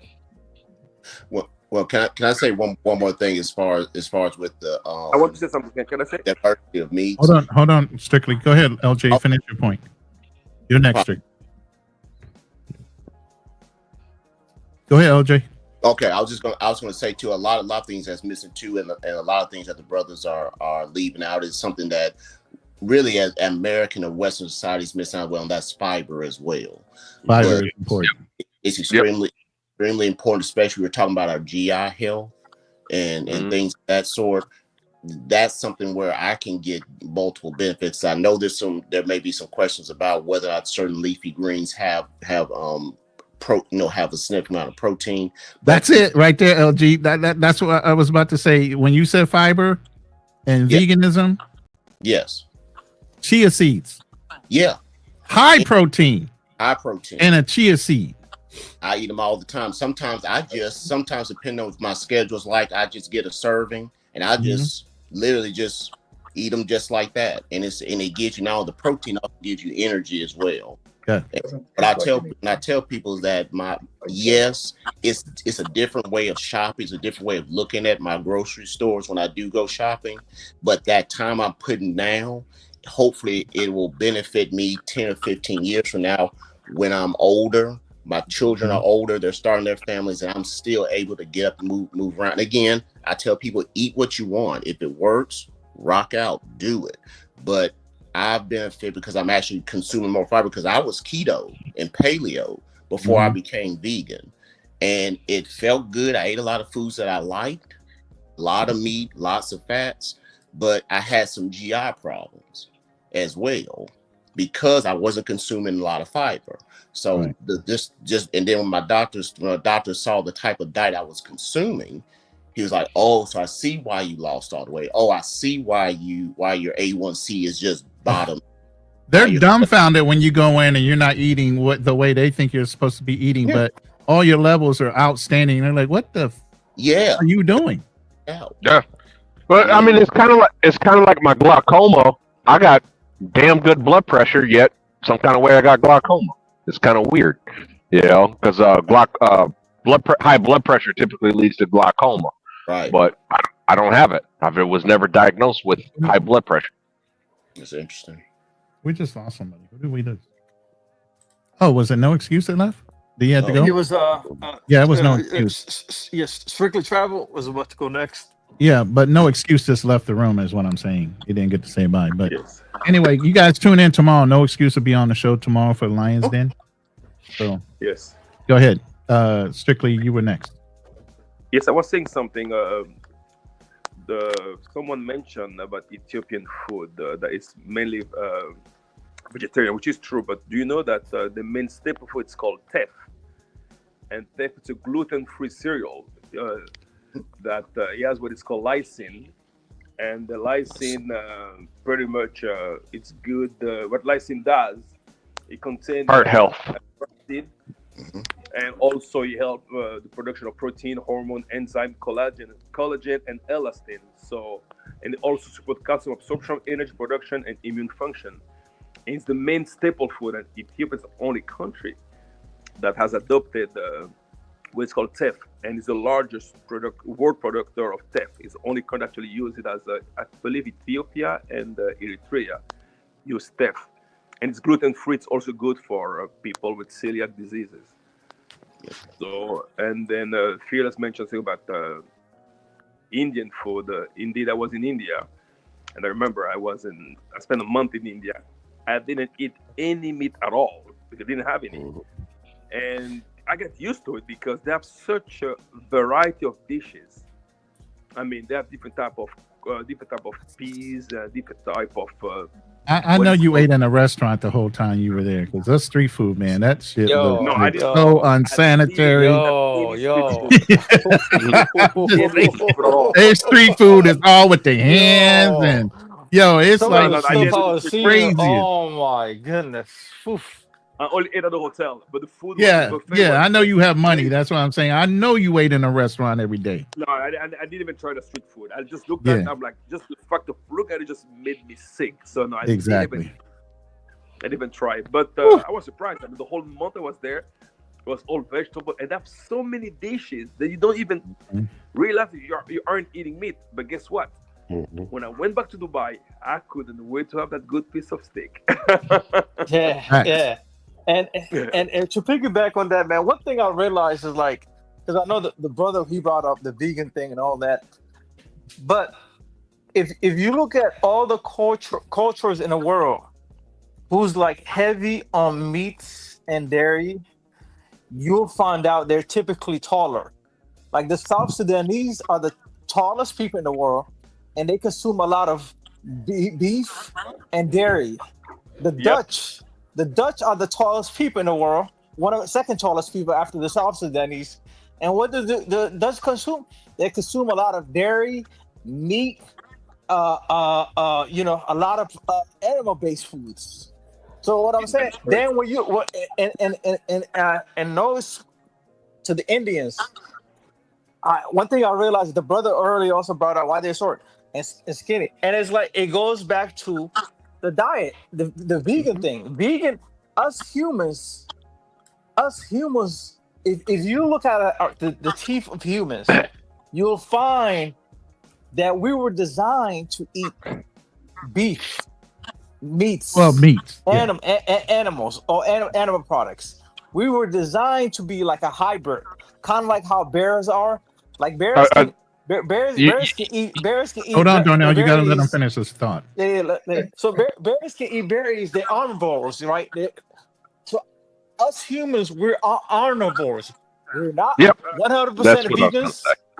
We're not 100% vegans, and we're not 100% carnivores. So we're like in the middle, omnivores. So we're hybrids. You know, we can dive into both diets, and like I said, it's like when I start mixing, because I also tried the carnivore diet. I tried the carnivore diet for a couple months. I was feeling good, but it's just that I felt like there was something that was missing. Sugar, vitamin A. Well, guys, hold on real quick. Let me say this real quick, and then we're gonna kind of wrap it up, because I know this is a great topic, but we're way off of our topic, and to the health thing, which all adds into the erectile dysfunction. I get the correlation. If you look at the people worldwide in the different areas, even in Africa, you only had the availability of what regionally products that were available to you at that time where you were growing up at. So where certain people are taller, they had the availability of those animals right along with the vegetables and the things that they could gather. And then certain areas were desert areas. So you only had the availability of certain things in those regions. Unless you were a nomadic people and you roamed, you stayed in that regional area. Whatever was available at the time is what you consumed. You get what I'm saying? So I get the differences in height and genetics, and unfortunately, you can't beat your genetics, unless you change them by having a mixed breed of kid. But anyway, let's go ahead and end this on what the topic is going to be on, which is if you guys have issues, I think you should focus on your diet. You should focus on your health, exercise. Look at getting tested, when it comes to your prostate, colon, get some blood work done, see where you're at on your cholesterol levels, your weight levels. Different things are all contributing factors to erectile dysfunction and some of the other sexual performance issues and anxiety that you might have while you're in a relationship. Communication is key. Having a relationship with a woman is also a key. I'm sorry, I'm at an age right now, I talk about quality versus quantity. Back in the day, I could dot anything moving. Now I need to have some kind of fucking emotional content and some kind of intellectual content with a woman before I could even try to sleep with her. It's just not fun anymore. Indeed. And you get to that age where it's not fun anymore. So, if you guys are 20-something years old or 20-something years old and you guys are popping blue chews already or blue pills, that's a fucking problem already for health-wise. Secondly, it's a problem with whether you're sitting there masturbating, watching porn or whatever, and now you're desensitized to even any kind of human reaction because you're insulting yourself in a basement somewhere instead of actually getting out and getting some of that vitamin D and interacting with real people. That's half of your problem why you can't get an erection. You're not used to dealing in a social environment, period, let alone in a private one with you and a woman. Then you have social anxieties with performance and everything else because you're not even used to being around the woman. Yeah. So I'm going to land my plane with that. My plane with that. And Mercy, you have not adjusted anything. So absolutely, I'm going to let you go ahead and speak. And then Fearless, if you want to let anybody else speak, go right ahead. Go ahead, I was going to say there's a number of factors that affect it. Diet is definitely one of them, but I don't think it's the most important one. I think the highest one, which we really don't talk a lot about, and that's stress. I think stress affects your erectile dysfunction a lot. And I think a lot of our young men are under a lot of stress. And even when I was young, first when you're young, a lot of times men don't make as much as when they get older. So you got that financial stress. You have the stress from, when I was younger, when I was driving, I always get stopped by the police. You got that type of stress. Mhm. You got employment stress because you're trying to get the high paying job, and sometimes it's not always easy to get. So that depends on your circumstance. That would depend on your circumstance. So I'm just saying, I think stress plays a role, and plus with the economy the way it is, I think that plays a role. And so, especially if you get laid off or something, or anything, you get fired from a job, anything, all that stuff affects your, your Your mental health what they and call it. yeah, That affects, anxiety. Yeah. and me as a man, we do connect our financial power with our sexual or our manhood. A lot of times we do that. If we're not making a lot of money, we're not financially stable, it does we do have a negative impact on our manhood, so to speak. And then what happens is when you're not making financially stable, what do? You don't always eat healthy.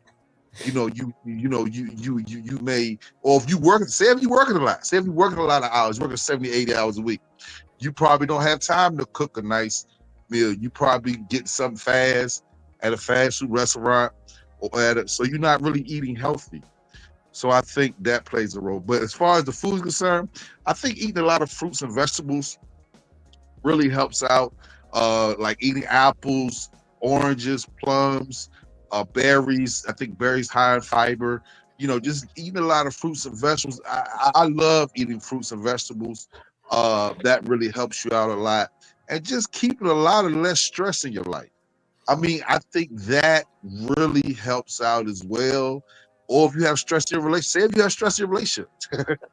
So if you got stress in your relationship, Oh yeah, communication is big time issue. Yeah. so I think all those factors affect it. And so I think stress is number one, and I don't think we fight stress enough. And because we don't really fight it that well, because they say stress is number one. They say stress is number one killer. And I'll end here. I know we talked about different parts of the world as far as height, but what I care about is your longevity, how long you live.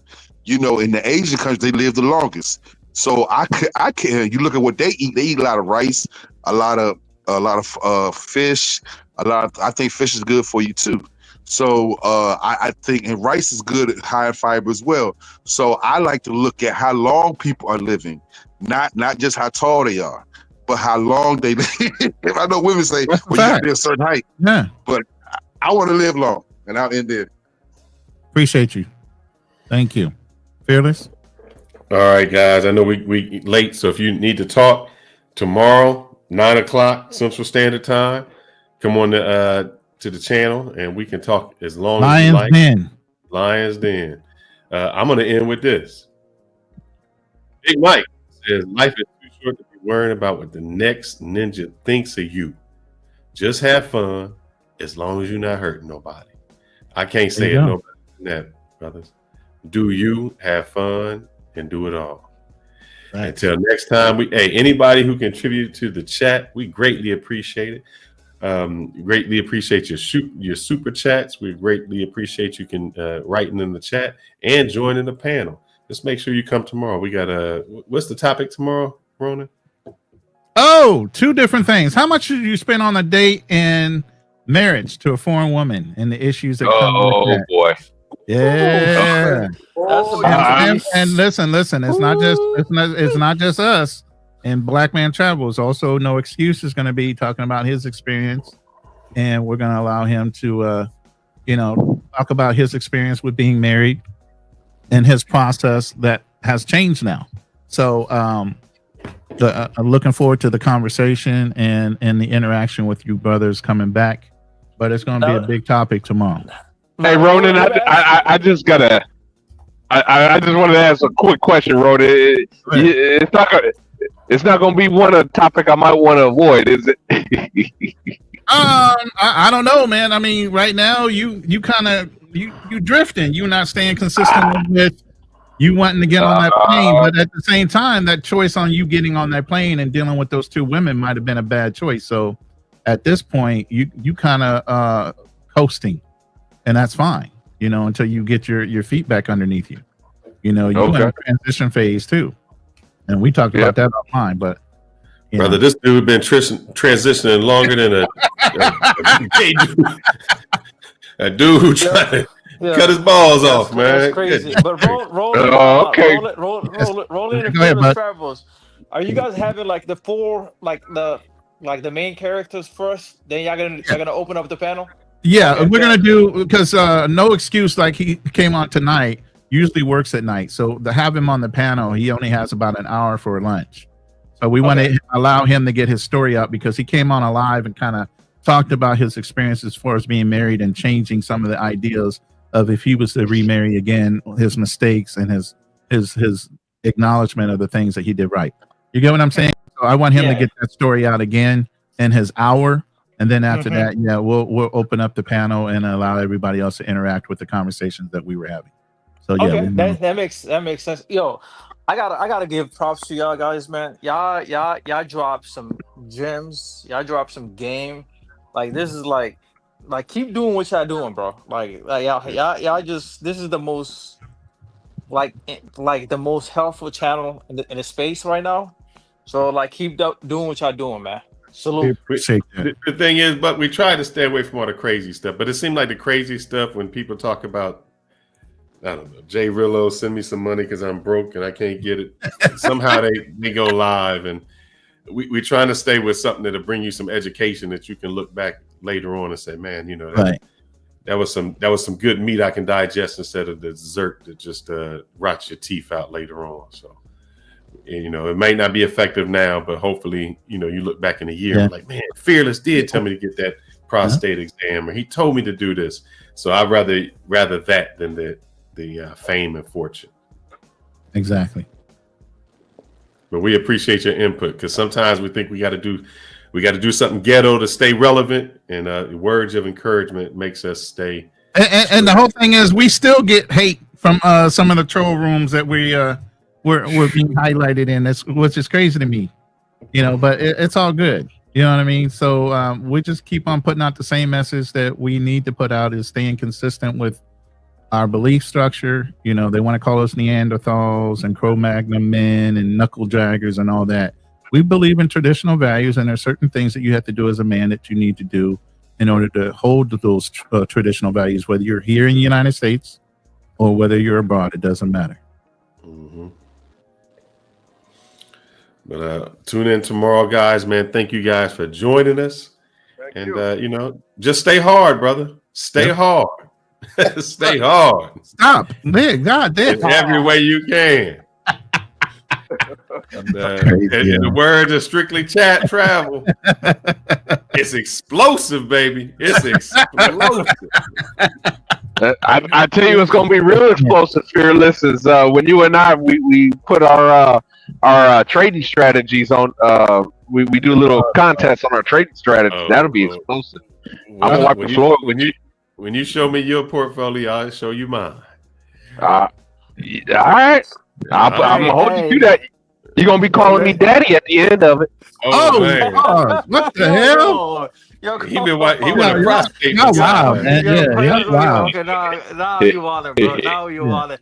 Now, I mean, we can do a competition if we show. Well, yeah, because Buck is saying he's got a 409%, 440. Was it? I call cap.